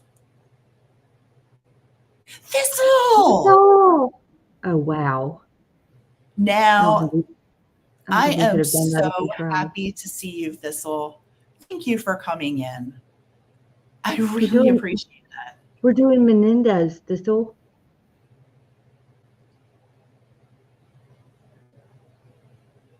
Oh, neighbors.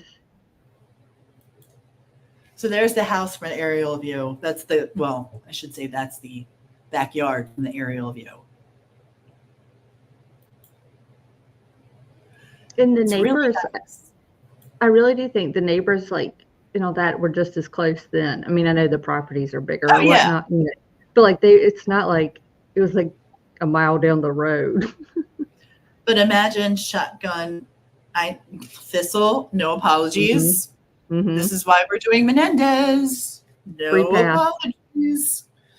Thank you so much for just being here. I think this is where we hide when we don't want to talk about anything else on the streets. We're just here to talk about Menendez and true crime. You just got back from Hawaii. Aloha. Hey. Good to see you. Wait, NorCal Jim's in here too? Yeah, I just saw. Sorry, I missed him a minute ago. I just saw Wheel say it, and then I was scrolling up, and I was like, "Oh, hi, NorCal. Thanks for coming in. Damn, this is really nice of you guys to be here. You ain't lying. Chico says you ain't lying. Shit is real around these streets. I had one question for you, Tia, before I forget to ask it. Sure. I wrote it down. Wait. All right. The night of when Lyle said, okay, when he said, this is it, like it's happening now. Mm-hmm. My question was, do you think he meant that was he saying this is it? Like our parents are going, like the parents are about to get them, or as in this is it, we're going to get them now before they get us? We're going to get them before they get us. Go get your gun, is what he said. Okay. I was just, it was kind of like Ava's looking for an escape. So let's talk about really horrific things. No, that's what it was. It was thinking of the monsters thing. Wait. I can't. Monsters. I can't. Was monsters referring to the boys or to the parents? Interesting thought. And then when just hearing you reread it or walk through that night and then saying this is it, get your stuff, I just had that same thought going. I wonder if he thought for a second, like the parents are going to do something. We're doing it first. Like we're doing it right now.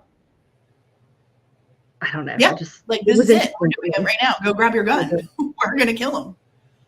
Yeah. This is it. Yeah.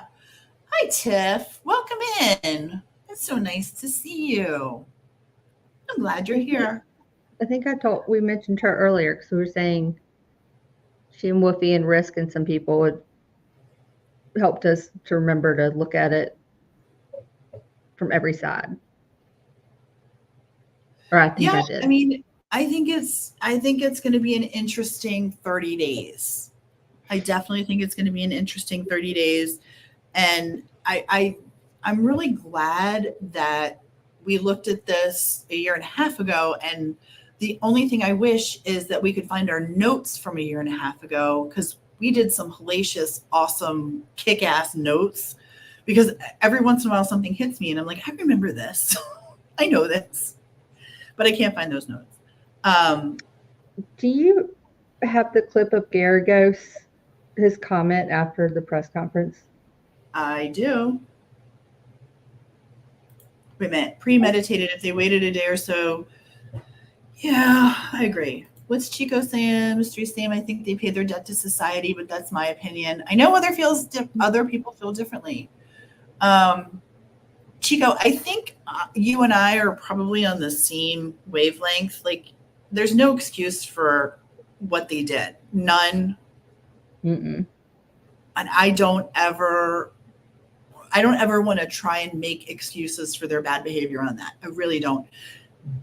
But, and I slide that but right in there. The trauma that they were going through at the time, I cannot imagine. You have the same opinion, Kelly? Yeah, I agree, Tiff. I don't know. I will say that listening to some others and people coming in with a little pushback and saying that they disagree was good for me, because, like I said, it made me dig in deeper and find out why. Because while I may have been secure in my answer a year ago, when Garagos first came out and said he was representing the boys with the habeas, I'm not sure that my answer is the same. Like, I have the same conviction. I feel like they've served their time and they should be released.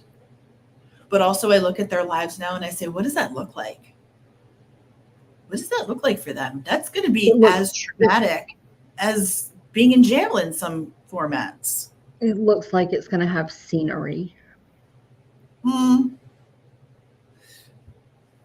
I believe the song is More Money, More Problems. Just saying. Give me your money. Oh God, do we have to drop a Cash App? Or is that like, do we have to do that everywhere? This is why I love her so. This is why I love her so. Dad failed them. Mom failed them. Actually, to be honest with you, I think Mom failed them more than Dad. I really do.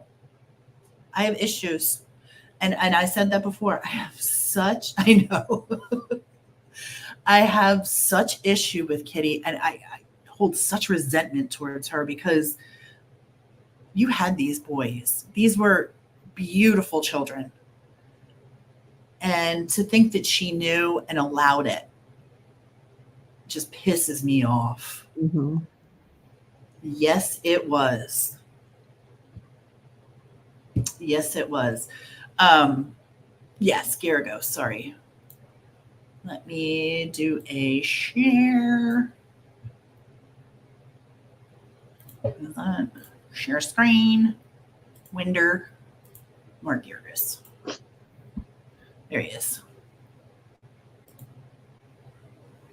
I think she did. I think that's part of my issue, is that I don't, everybody's like, well, would they have to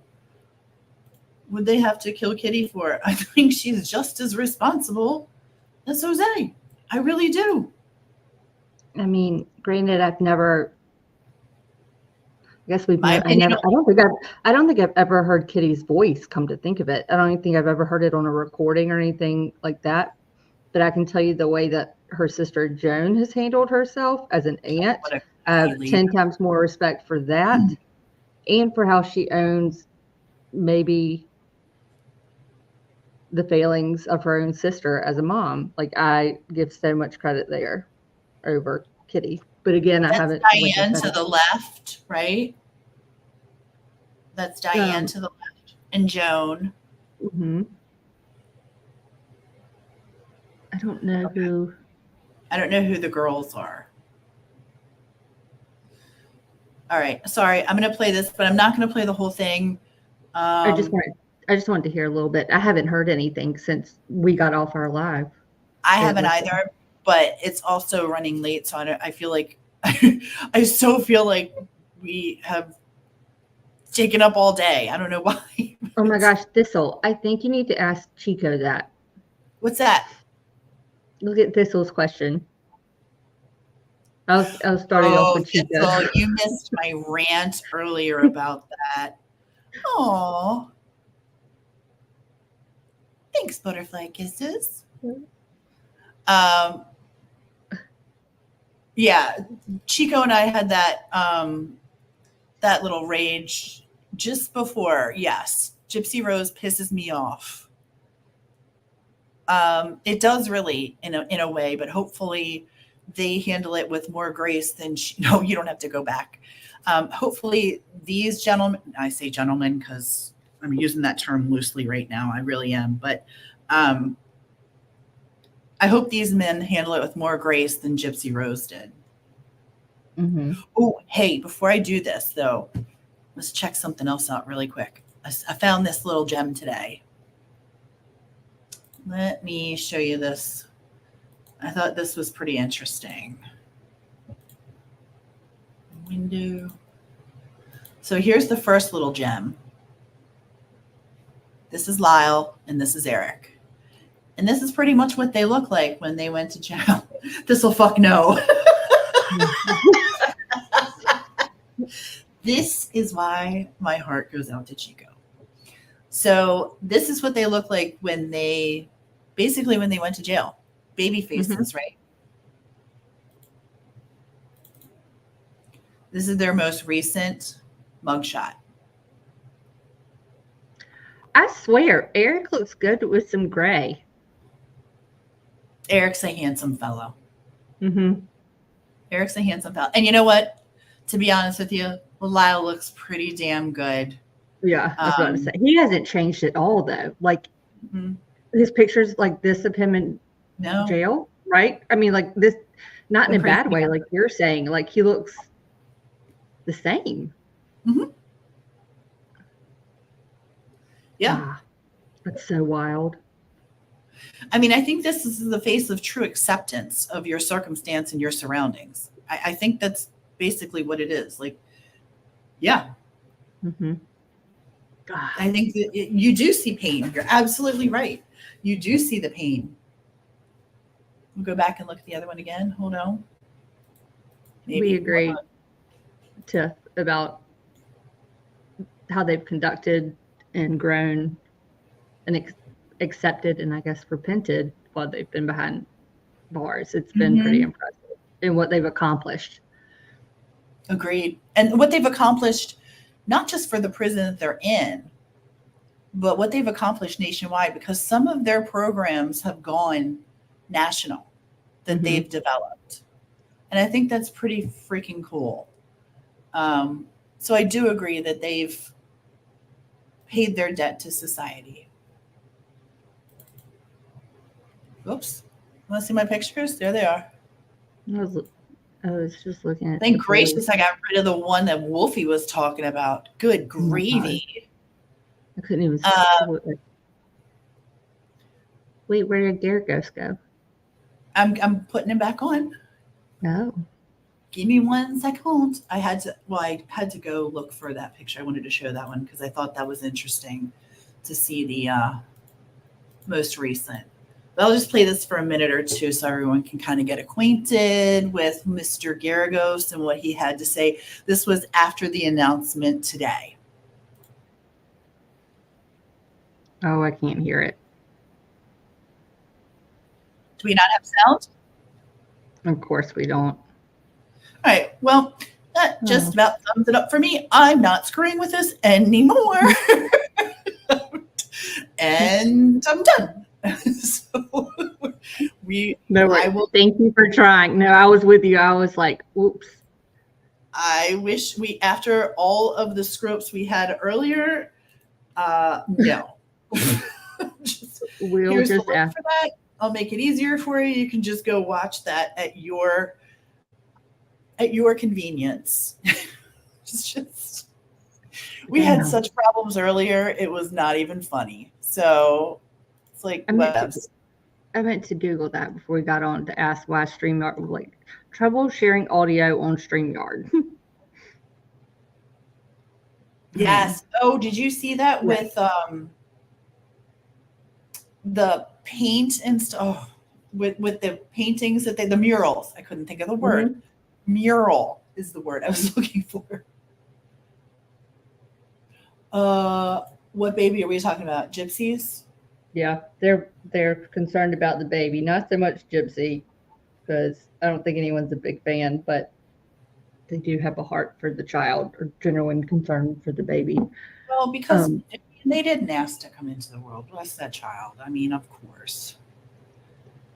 I'm glad they have support too.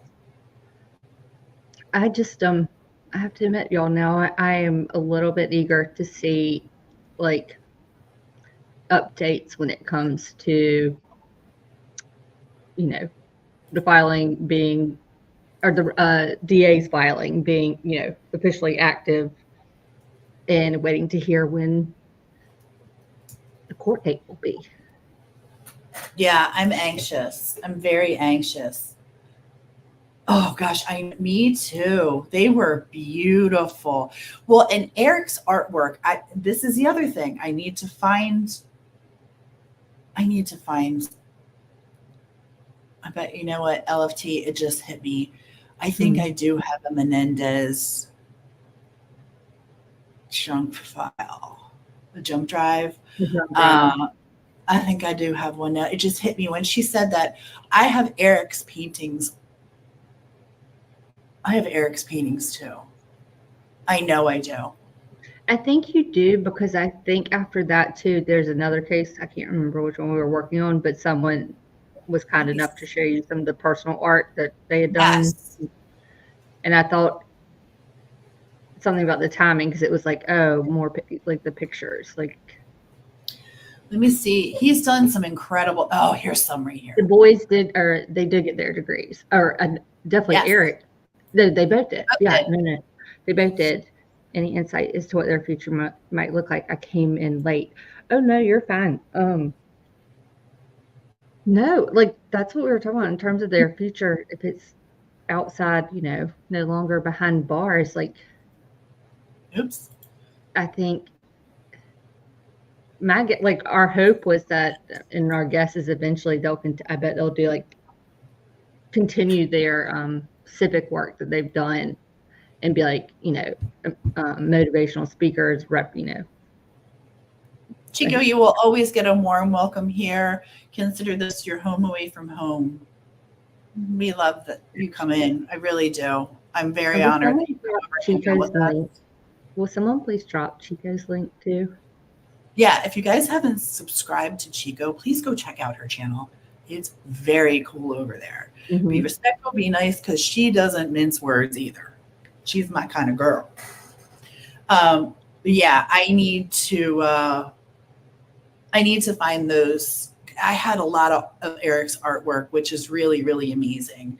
And I need to find that junk drive and see what, oh, thank you. Thanks, Wheel. Wheel, you are a man amongst men. You are the best.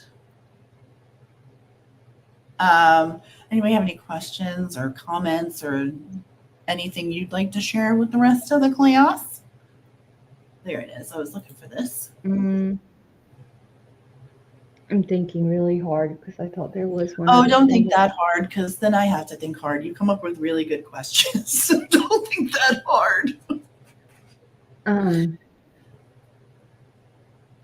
No, I think You'd love to see his artwork. I will put it out there. I promise you. I have it. It's really cool. maybe he'll eventually open a gallery. Maybe. I don't, who knows what they'll do. I hope, the thing is, I hope good things. I Or hope maybe he'll start a local, like a new flea market effort, in some trendy or very just artistic grassroots. something like that, and then all proceeds would go to some betterment foundation for something. I think it'd be cool to see them go from Beverly Hills to, helping people, helping the less fortunate. I think they're capable. I think they do it now, and I'd like to see them. So question, how long have you all been following this case? We've been following it. Well, we started a year and a half ago, but when did we start that? Maybe May. I think we started in May.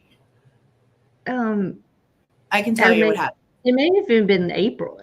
No, it was May. And the reason I know this May? is because it was when the habeas was filed. We were like, well, we should check this out. So we started in May, and then Rachel Morin was murdered in August. And we did Peterson a little bit too. We started researching because that was coming in. Right, but that wasn't during the so August until it was over a year that we worked on Rachel Morin. Hi, Aussie.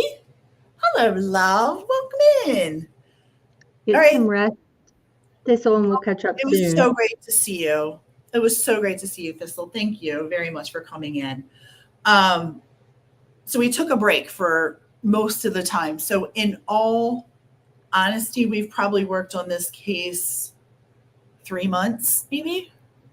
That would be my uneducated guess. I don't know. Those first few weeks, I think that we actually started really diving into it just because it fell on the radar. I feel like we really kind of immersed ourselves. Because I remember we were both getting like frustrated, being like, wait a minute, I thought this filing. I remember us spending like a good, like old school, when we first started working, like Watts kind of days going through. I feel like we had a few days like that. Time wise, we've only worked on it total for about 3 months.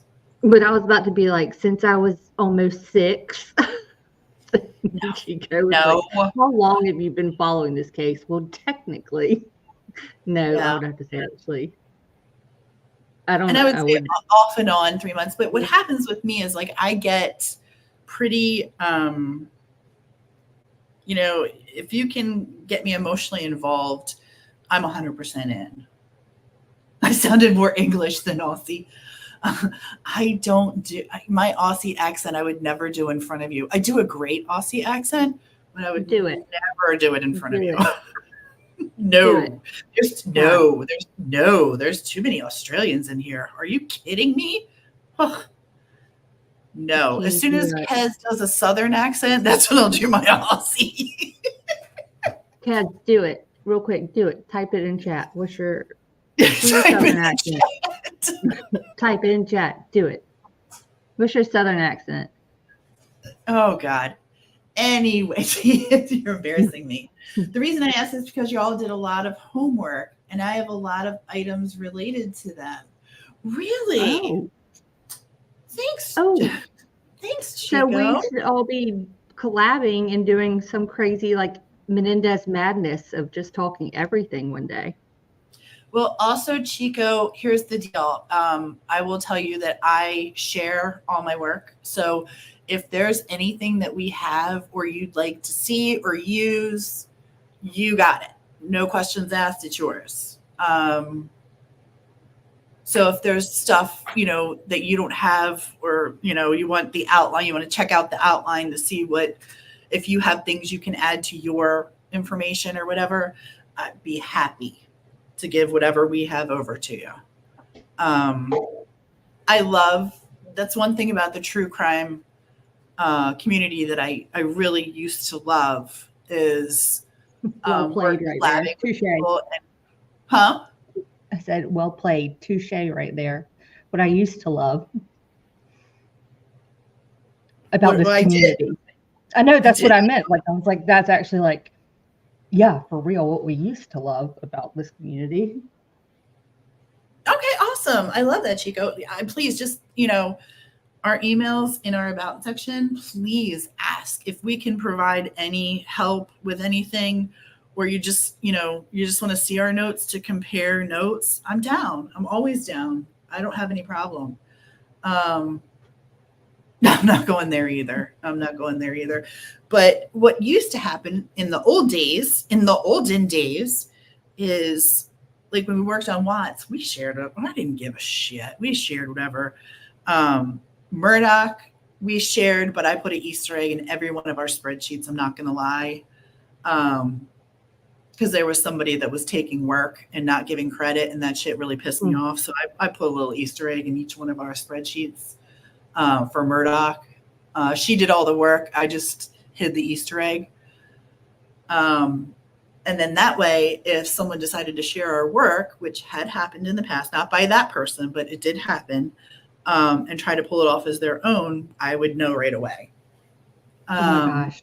And I remember you told her that too. Like, you're welcome to have it, but just so you know, there's a mistake in here on purpose. Like, we probably. And you won't find it because you won't know where it is. If you find it, if she had found it, then she should be doing a lot better than she is right about, because that way she would have proven some sort of skill and we would have known she's paying attention or looking at something. Imagine that. Yeah. Imagine that. If she had done that, it would prove to me like there's no excuse for what's happening since then. Sorry. In the old days when dinosaurs walked the earth, I was thinking almost like payphone like days. This shit, I don't know. But to take credit, we did not like it. We did not like it. I'm going to show you something. I found when dinosaurs walk you. I found a Murdoch spreadsheet. I don't even know if this is the right one, but it's from Stephen Smith. I'm going to show you guys what one of our. A Stephen Smith one. That's not our good one. It's pretty good. So this is Stephen Smith's. This is overview. Where you had the comment. Sorry, so we can see all the tabs. Not to ignore, not to take you off. Do what? Do where? Well, you moved the comment that's pinned. Oh. It's hard to see. I'm like, what am I doing? But I don't mean to diss NorCal Jim. No. I didn't know what you meant though. I was like, what? I thought you meant on the spreadsheet. And that's why I was flipping out, because I was like, what did I dox? So this was Alex Murdoch, Maggie Murdoch, and Paul Murdoch's phone. These were the steps they took, the messages sent, the times. And this was prior to, by the way, us receiving the SLED timeline. The SLED timeline came in after. She just condensed it. There it is. Here's another timeline. Here's the Mallory Beach boat notes. More Mallory Beach. The Murdochs themselves. That's a big one. This one killed me. This is a good one. This one killed me. Yeah, this is a good one. Stephen Smith's timeline.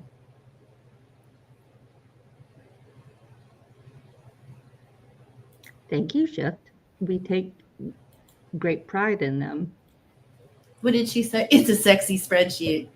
We did. I got notebooks full of notes and cases I covered, so I have many articles and court docs on my phone.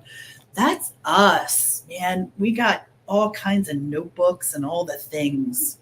Drawers. Yeah. What do you do? What do y'all do with all yours for real? Because it gets hard to. Question. What do you do? I'm running out of like storage room. Like we even have got the white, like the 3-inch binders. Oh God. Those are my Watts. Yeah. Yeah. I heard. I have to type it. I have to like print it, type it, like print it, read it, type it, and write it. I write it out first and then type it in. I have to write it. Well, yeah, I have to write it typically before I type it, but I'm trying. It's taken a lot. This has taken a lot of work for me recently to make myself not write as much and be like, why am I doing double duty when I should just type it? But it's really hard for me to do. It is so like it takes, and that's why I sometimes don't do it as much. You did a small blog about Murdoch? Oh, I'd love to see that. No way. Did we know? If we knew that and forgot, oh gosh, I'm sorry, but I want to see that. No, I don't know what it is. Binders are triggered. Sudden bombshell, a new one. You're ahead of us. Yeah, what's the future hold? Yeah, is it for real breaking news? Do it. All right, you don't have to talk Southern to me. Just tell me what the news is. Can we break it on this side of the world? Is it old news then? Yeah, wait, hold on. Someone put Menendez. I was about to be like, there was a press conference today. Right, Menendez. I'm putting it in Google. Oh my God. If something pops up, I'm going to pee my shoes. Let me show you this. This is actually funny. I just pulled up a random. This was the milk carton kids that we did. Look at this pathetic little spreadsheet. Look at this. This is it. Well, Adam Walsh is pretty good. Homanachi. What's with this weak ass shit? Look at this. We've come leaps and bounds. That's a whole binder though, because we printed one of the books. I don't know what that was. The Franklin scandal. If anyone's interested, Lau and Eric Menendez, their Wikipedia file or page was updated 3 minutes ago. Oh, okay. Just tell us. I'm still tripping off the DA and the reporter that who got told off. I think I missed something. Oh, the reporter. Yeah, it was at the end where we didn't see because we started working on other stuff. So we didn't catch the last minute, but I heard about that. I just remember go back and watch that. The reporter from the family press conference at the very end that was like, what about the brother that doesn't agree? Milton. Yeah.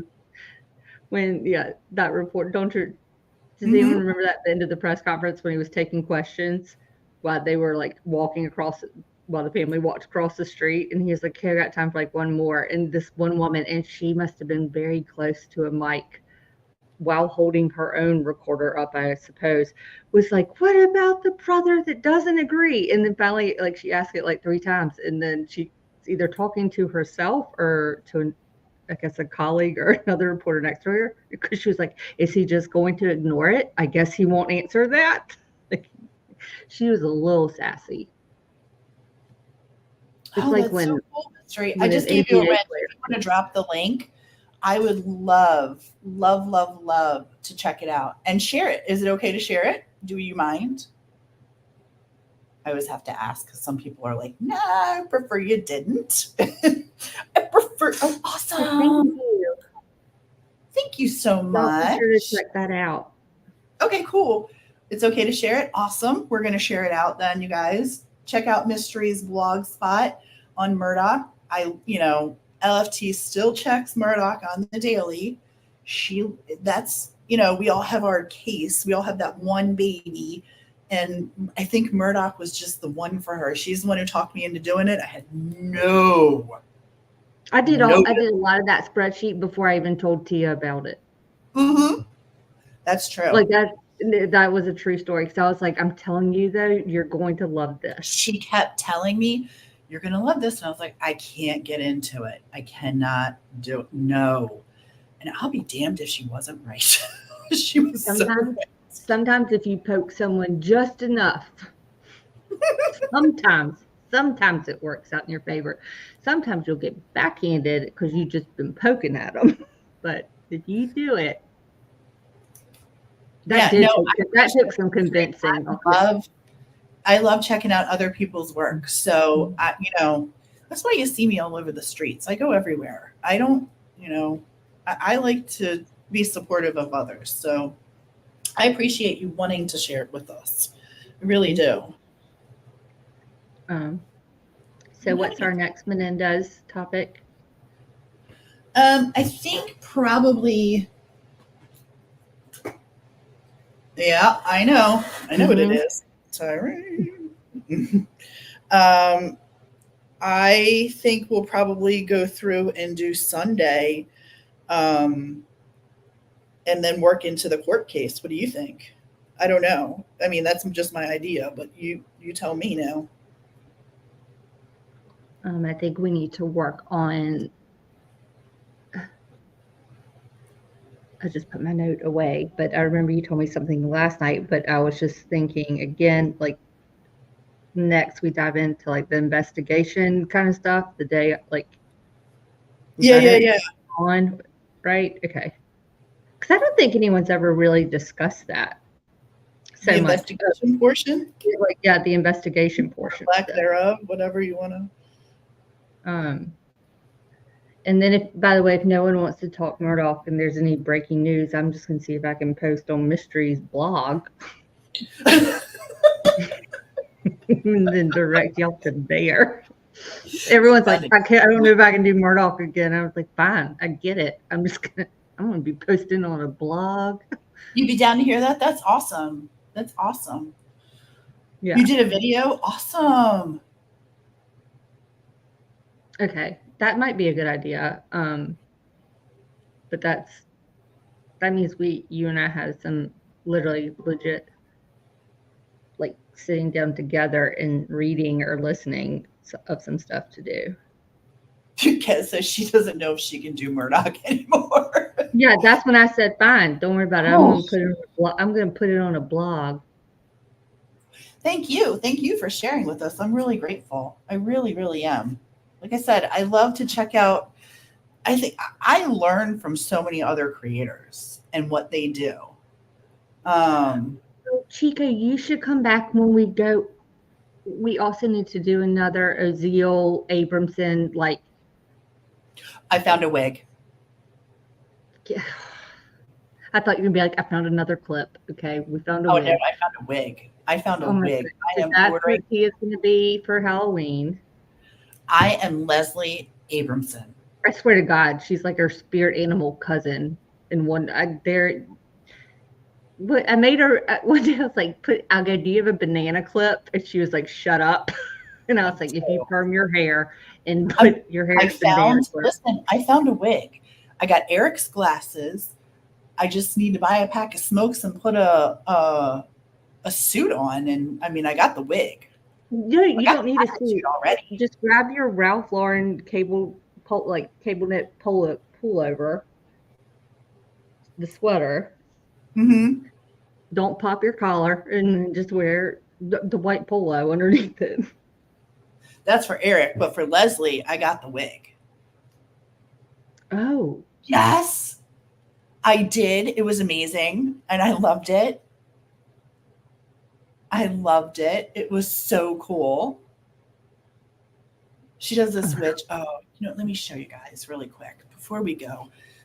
Let me show you what my friend does, because she does some pretty cool. You guys are so creative and cool. Mystery and Kez, and I do agree with what Tia just said. Y'all remember when Nancy Grace read the letter from Paul, like Paul told Stanky Legs. Oh my God, yes. About Dibble Dabble, and then to call, what was it, Paw on the talkie. It was. Yes, that was short so again. Funny. And I've never been, by the way, we're the first ones to know about Tom Segura, and that was the clip, because I was texting like clips of that to Crazy Mama and Tia back in Dave days. Like these random clips, but that when he's like the whole fucking thing turns into a cartoon. But Mystery, that was the funniest thing when she read out that statement or whatever. The transcript said, and everyone was a nickname. What was it? Stank legs or Stanky something on the leg. bus. Till dibble dabble. Is that in our shorts? Yes, it's in our All shorts. right, It is go look at our funny shorts. thing. We'll see it there. But I got to find this picture I just downloaded. Tim Buck says it won't share our sound, but I'll try it. Where is? Oh my God, this was the funniest thing, y'all. And Tia, Hang on. the second I said something to her about it, she was like, "I'm on it." She put this together, or we That's both? when I was good in shorts, but I'm not anymore. I can't remember. Find where I downloaded this fucking thing. Does anybody else have a Mac that they could help me with? I download shit all the time and I can't find it. Who are we? Decipher. Let me put us in our Decipher podcast. Hey, we're live right now. All right, shorts. Oh, it's only one of our two. I got it. We got it. Maybe if I put it in the back chat, then you can play it. Hold on. I'm really just trying to find this picture that Tomboy Charm sent me that I've now downloaded twice. I'm putting it in the private chat, see if that makes a difference for us to And open something. I can't find it. All right. Well, I'm going to just pull up your messenger, and Tomboy says, just pull up your messenger and share the screen, silly. LOL. No, I can't. It has names in it. Who are y'all talking about? I'm just kidding. It has names in it. It has people. Let's see. We talk about all the shit. And Chico, this one was funny. I'm not at Nancy is. All right, I'll just go look for it. I'll do that. Hey, birthday girl is awake. What's up? Oh, breaking news. You're not supposed to be going until I tell you. Present. Hold on. Share. Can you guys see it? Oh, you know what? I'm not going to have any sound. What are we doing? No, we're trying it this way. We're seeing if we do because I put it in back chat. I'm just curious if we will. Well, the answer is going to be a resounding no. It is also I can hear it. Super serious. But the detectives insist on using the suspect's street name, so the whole thing turns into a fucking cartoon. Like, they're literally like, your life is on the line. We need to talk to you. Why don't you have a seat? Little stank, why don't you sit down for a second? Did you or did you not know Dookie shoes? I don't know no Dookie shoes. I got a picture of you hanging out with Dookie shoes. I mean, I seen them. I don't know. Just because I've been reading it nonstop this morning, I'm just going to read it again. Mags and Pawpaw had been talking to Roro, Stanky Leg, Little Jimmy, and Fathead, who heard about pills from Handsome and Dibble Dabble, who told Bus and M, who threatened to call the Popo on the talkie-talkie. So it's inherently compelling television. It is also super serious. But the detectives insist on using the suspect's street name, so the whole thing turns into a fucking cartoon. Like, they're literally like, your life is on the line. We need to talk to you. Why don't you have a seat? Little stank, why don't you... Oh my now God, you know what I watch at night. I can watch. These are the kind of clips that I send to Tia. And I really wish I could find the picture of that witch that I downloaded twice. You'd think I'd see it because it's, in here twice. Why don't you just take a screenshot of the picture in the message and then hold your phone? But no, now I'm mad. I'm going to put it up as a community post. No, ma'am. I'm going to tell everybody who did it, where they can find it. I'm so mad. Mallory just gives, what the fuck did she just say? Oh, and then y'all, yes, Mallory goes to Maddie's trial Monday morning. Yep. Oh my gosh, Tomboy's about to get blasted on a community post. Mm-hmm. You know it. I'll share that shit right out. she knows. And I might put lipstick on it. I think it has to be the original photo. Oh my God, I ain't right. All right, you guys. I think I have hit the brink of insanity. I think what I'm going to do tonight is not watch anything Menendez. Wait. I'm totally lying. I know I'm going to watch like the trial or something to fall asleep. I used to listen to Chris Watts' confession when I'd go to bed at night for, God, probably a good year. I'll probably listen to the trial. Oh, yeah. Oh, okay. All right. Hold, please. I got to listen on a live or. No, I'm not going to listen on the live. The Dirty Filthies are not for that kind of thing. Hold on. No, oh my God, that was a joke.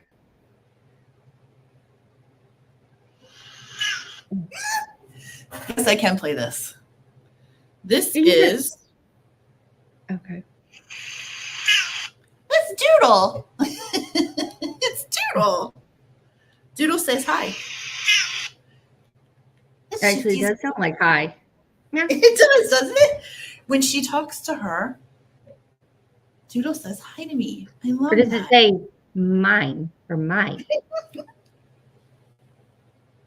There's Hallmark Christmas 24/7. Has anyone decided on? I got to be real with you. I am so ready to put my tree up now. I was not ready last week, but I'm working on it. I'm getting there. I'm getting in the mood. I just put out my pumpkin.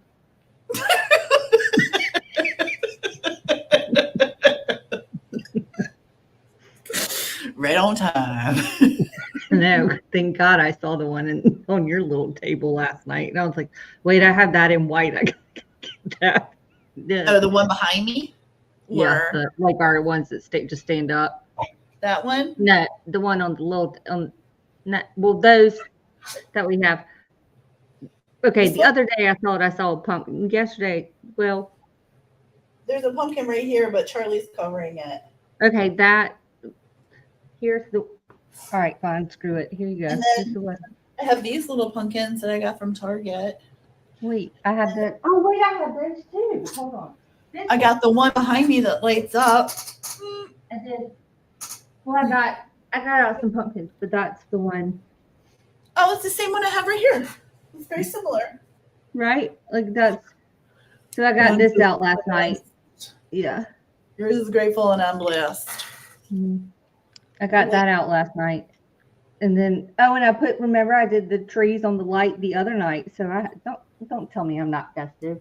I get it all. Oh, messenger. Hold please. I just got more messages. Oh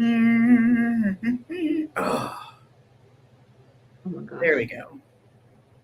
Okay, awesome. I can do this. I can finally show this. Jeez. I sometimes I don't know why she puts up with me. I really don't. I don't. Mallory, why she puts up with you? No. Oh. No, it's still everywhere has Christmas. Everywhere has Christmas. It still doxes you. I knocked over an entire thing of the Hostess Christmas dates. You did what? I knocked over a whole display of the Hostess Christmas. You did not. Yeah, I did. Yes, when I went to. Oh, you were on mute. Oh no, I turned right, like the whole thing, like with the red Hostess sign, like in the middle. Tia, you know when we're headed to the little self checkout. Remember when you found the little drinks and stuff, like right there. So it was in that area, and I knocked the whole damn thing. Oh, I got it. I finally found it. Finally got it. I feel like I've conquered the world. I found this picture. Now there's 3 copies of this picture. So y'all better enjoy it. This is the cutest thing ever. Look at that. It makes me laugh every time. Wait a minute. Every time I see this, I belly laugh. I think it's a Wait a minute. thing.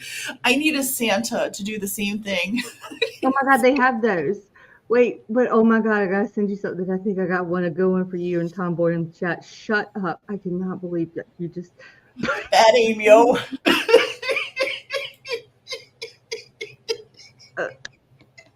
Wait, where'd it go? Oh my God. Sorry. Wait a second. I know they know your name, but what if there's someone out here that doesn't know your name? I'm It's not going to Tommy get sued Farm. for doxing your ass. It ain't going to be me. I ain't the one. Being a Rico. No You're dots. You're No gonna have to hablo. find some other stupid ass to dox you. It ain't me. I've been through this shit. No, ma'am. Mm-mm. Wait a minute. I'm sending y'all one. Is everything witch from laying around the house? Oh my God, she makes me laugh. I swear to God, there is nothing better than a tomboy charm conversation to get you going. She really does have. She's pretty She's snarky incredible. in the most dry wit, like I love her. smart ass way. That's just the most pleasant way that just you wait for it, and it comes and it zings. Wait, I'm gonna send y'all. What was it? The one I saw. Where did it go? I'm turning into tea. I can't find where I save stuff. Oh, I said table runner. Really? That's funny. I saw someone write the other day, I'm putting a vending machine in my yard for Halloween. F those kids. I have bills to pay. That's actually really funny. I was like, that's genius.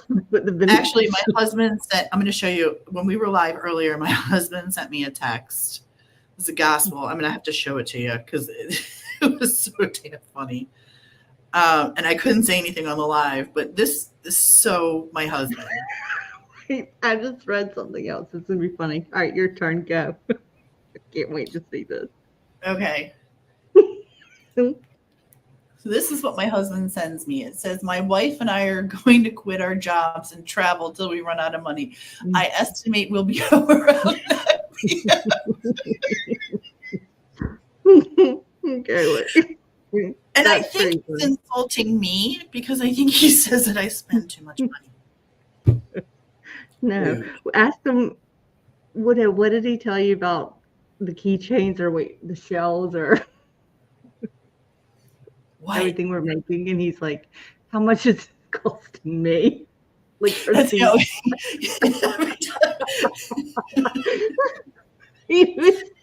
had it.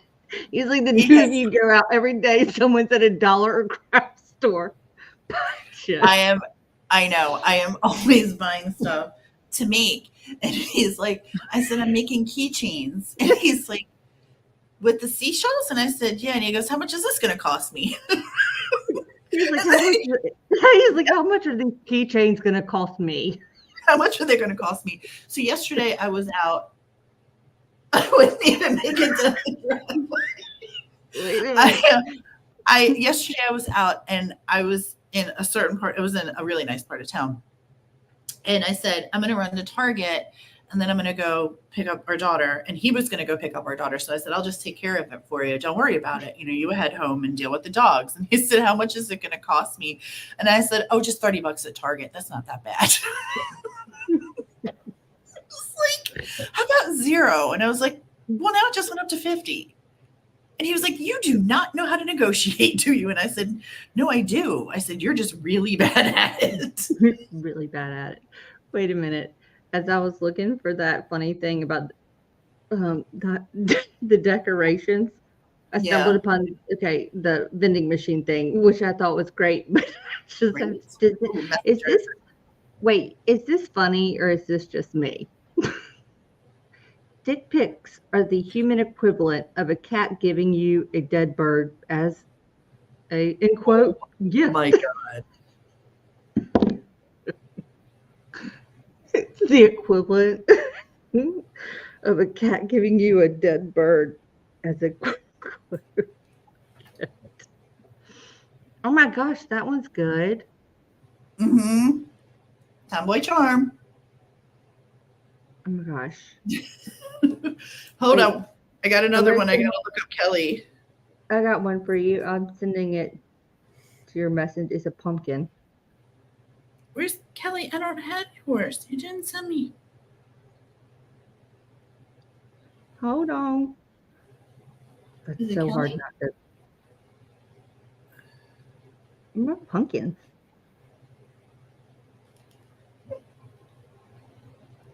Please accept this as a token of my appreciation. Oh God. Kelly, I don't have anything. I know. The popcorn. Wait a minute. Oh, I love her. Wait, these are funny. All right. How do you oh, son of a nutcracker.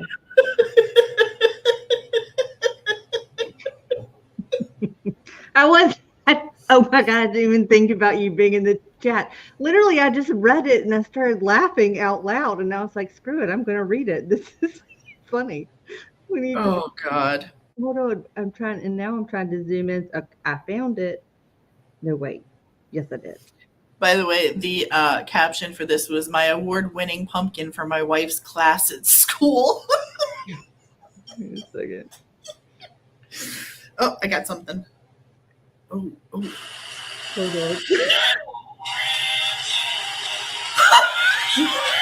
Wait.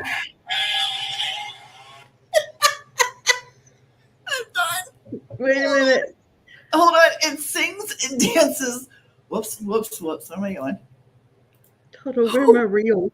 Where are my reels?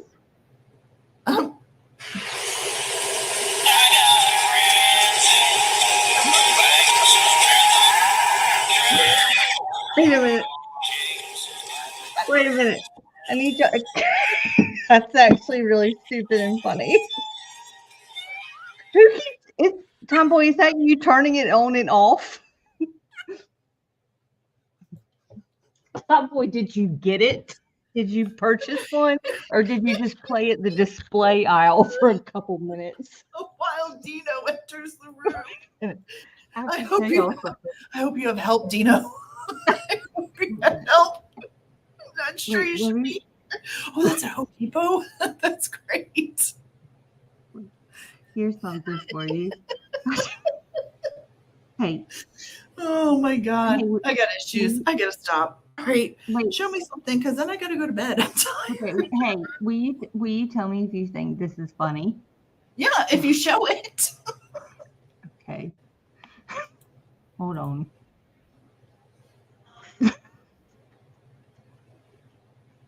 Generally speaking, when this happens, people find these funny Cheetos. I can't see it. What's it saying? What's it say? It says me showing back up at the bar after being sent home in an Uber. And goes, well, I think he makes sound. Oh, see, I don't think that's very funny. Y'all don't think it's funny? Did you not look at him? I think I missed him. The dancing cow is funny.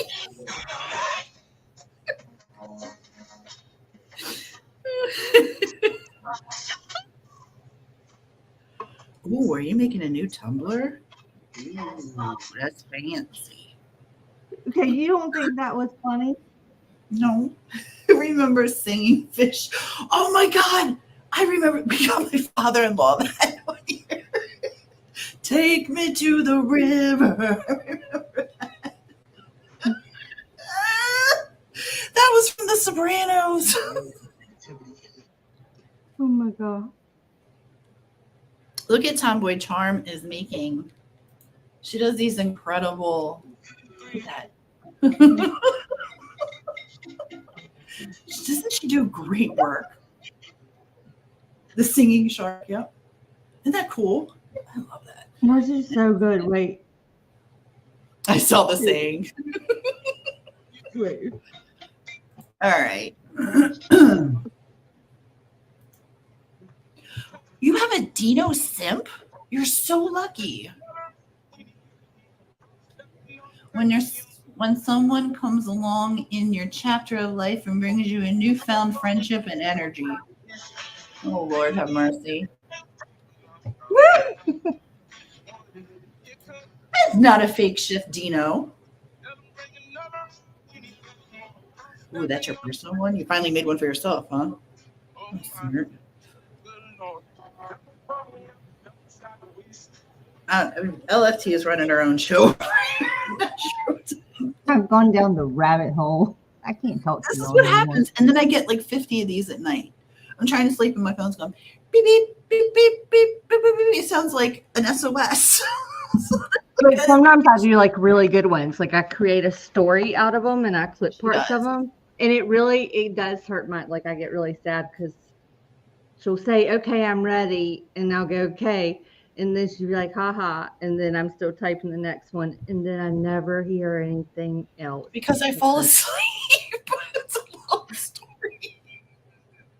It's a long story. It's a very long story. Well, I gotta go. I gotta work on something then. I gotta go. Not be excused. I got some shit I need to do. I gotta check out my reels, man.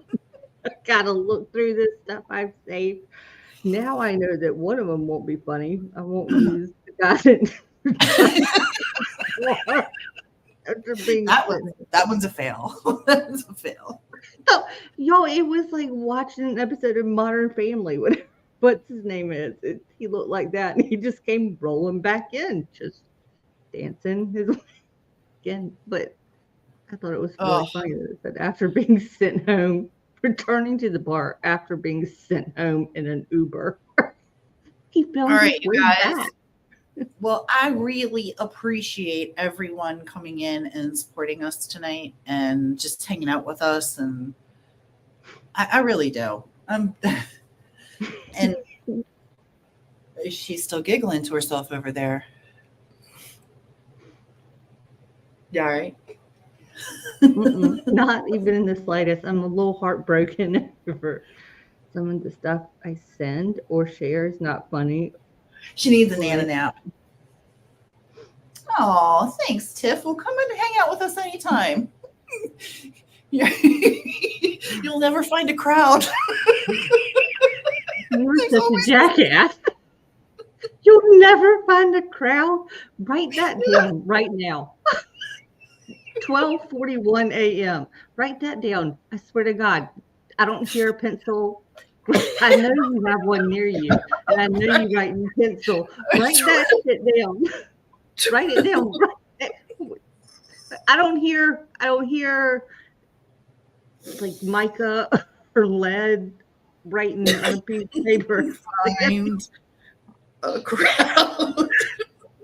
You'll never find it. It's 12:41. Tiff. You'll never find it. We run a tight shipwreck. So I said that to my husband earlier tonight. I was trying to help him carry the garbage out. And he said, "Is that everything? Did you get it out of our bedroom too?" I said, "Yeah, I run a tight shipwreck. Don't you worry about it. I got it all, Mr. Bossy Pants." You do. All right. Oh my gosh. I can resend that one. You like? Well, I thought you laughed at it. Taking the trash out one. Okay. Pencil doesn't count. I wrote it. Look, I really did. She uses she even show them your remember those things the guard so we didn't get a blister on our fingers. Where are your I pencils? just use fat ones now. Where's your other one that does have the we were writing with it earlier because I saw it. I always see the bumper. It's like I don't know where I put it. Oh, let me see. What is it like the callus guard from writing? What were they called? I use medical tape because I get blisters. So but those little things. I do a lot of writing. It's a lot of writing. So when I look at her, I literally think of the little things that we used to put on our pencils. It's very you would have to tape. Okay, you do the tape. But when I look at it from a distance, I've always thought it was one of those things that we would put on like the yellow number 2 pencils. Yeah, I write a lot. She gets blisters. I get blisters. I know. Yeah, and it starts to teach you the correct way to like hold your pencils, but I still can't hold chopsticks. No, I'm a note taker. So I have specific You get a lot of blisters. Note taker. I just woke up in my chair. What do you do? Drywall? What do you do? Drywall or something? Nah, just take a lot of notes. Take a lot of notes. Look at Wheel. Wheel just woke up in his chair. What did he miss? Bless you, boss man. Go to bed, buddy. I'm going to bed too. You missed us share something that had sound included on it. Lots of flashing. All right, you guys. Thank you so much for hanging out with us tonight. And thank you for putting up with my wanting to run through this timeline. We're going to do the investigation, I guess, next. That's what we're working on. I'm excited. I'm working on it as we speak.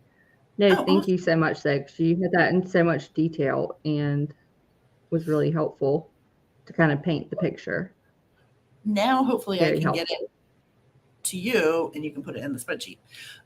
Thanks, Tino, for coming in. Kelly, Wheel, everybody, NorCal Jim, Thistle, you guys, Tomboy Charm, you have my whole heart.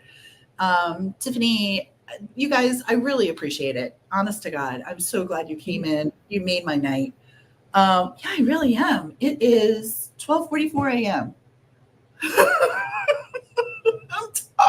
I'm tired. I've been live twice today. It's taking a lot. If you're gonna get a message to her, do it now and cross your fingers.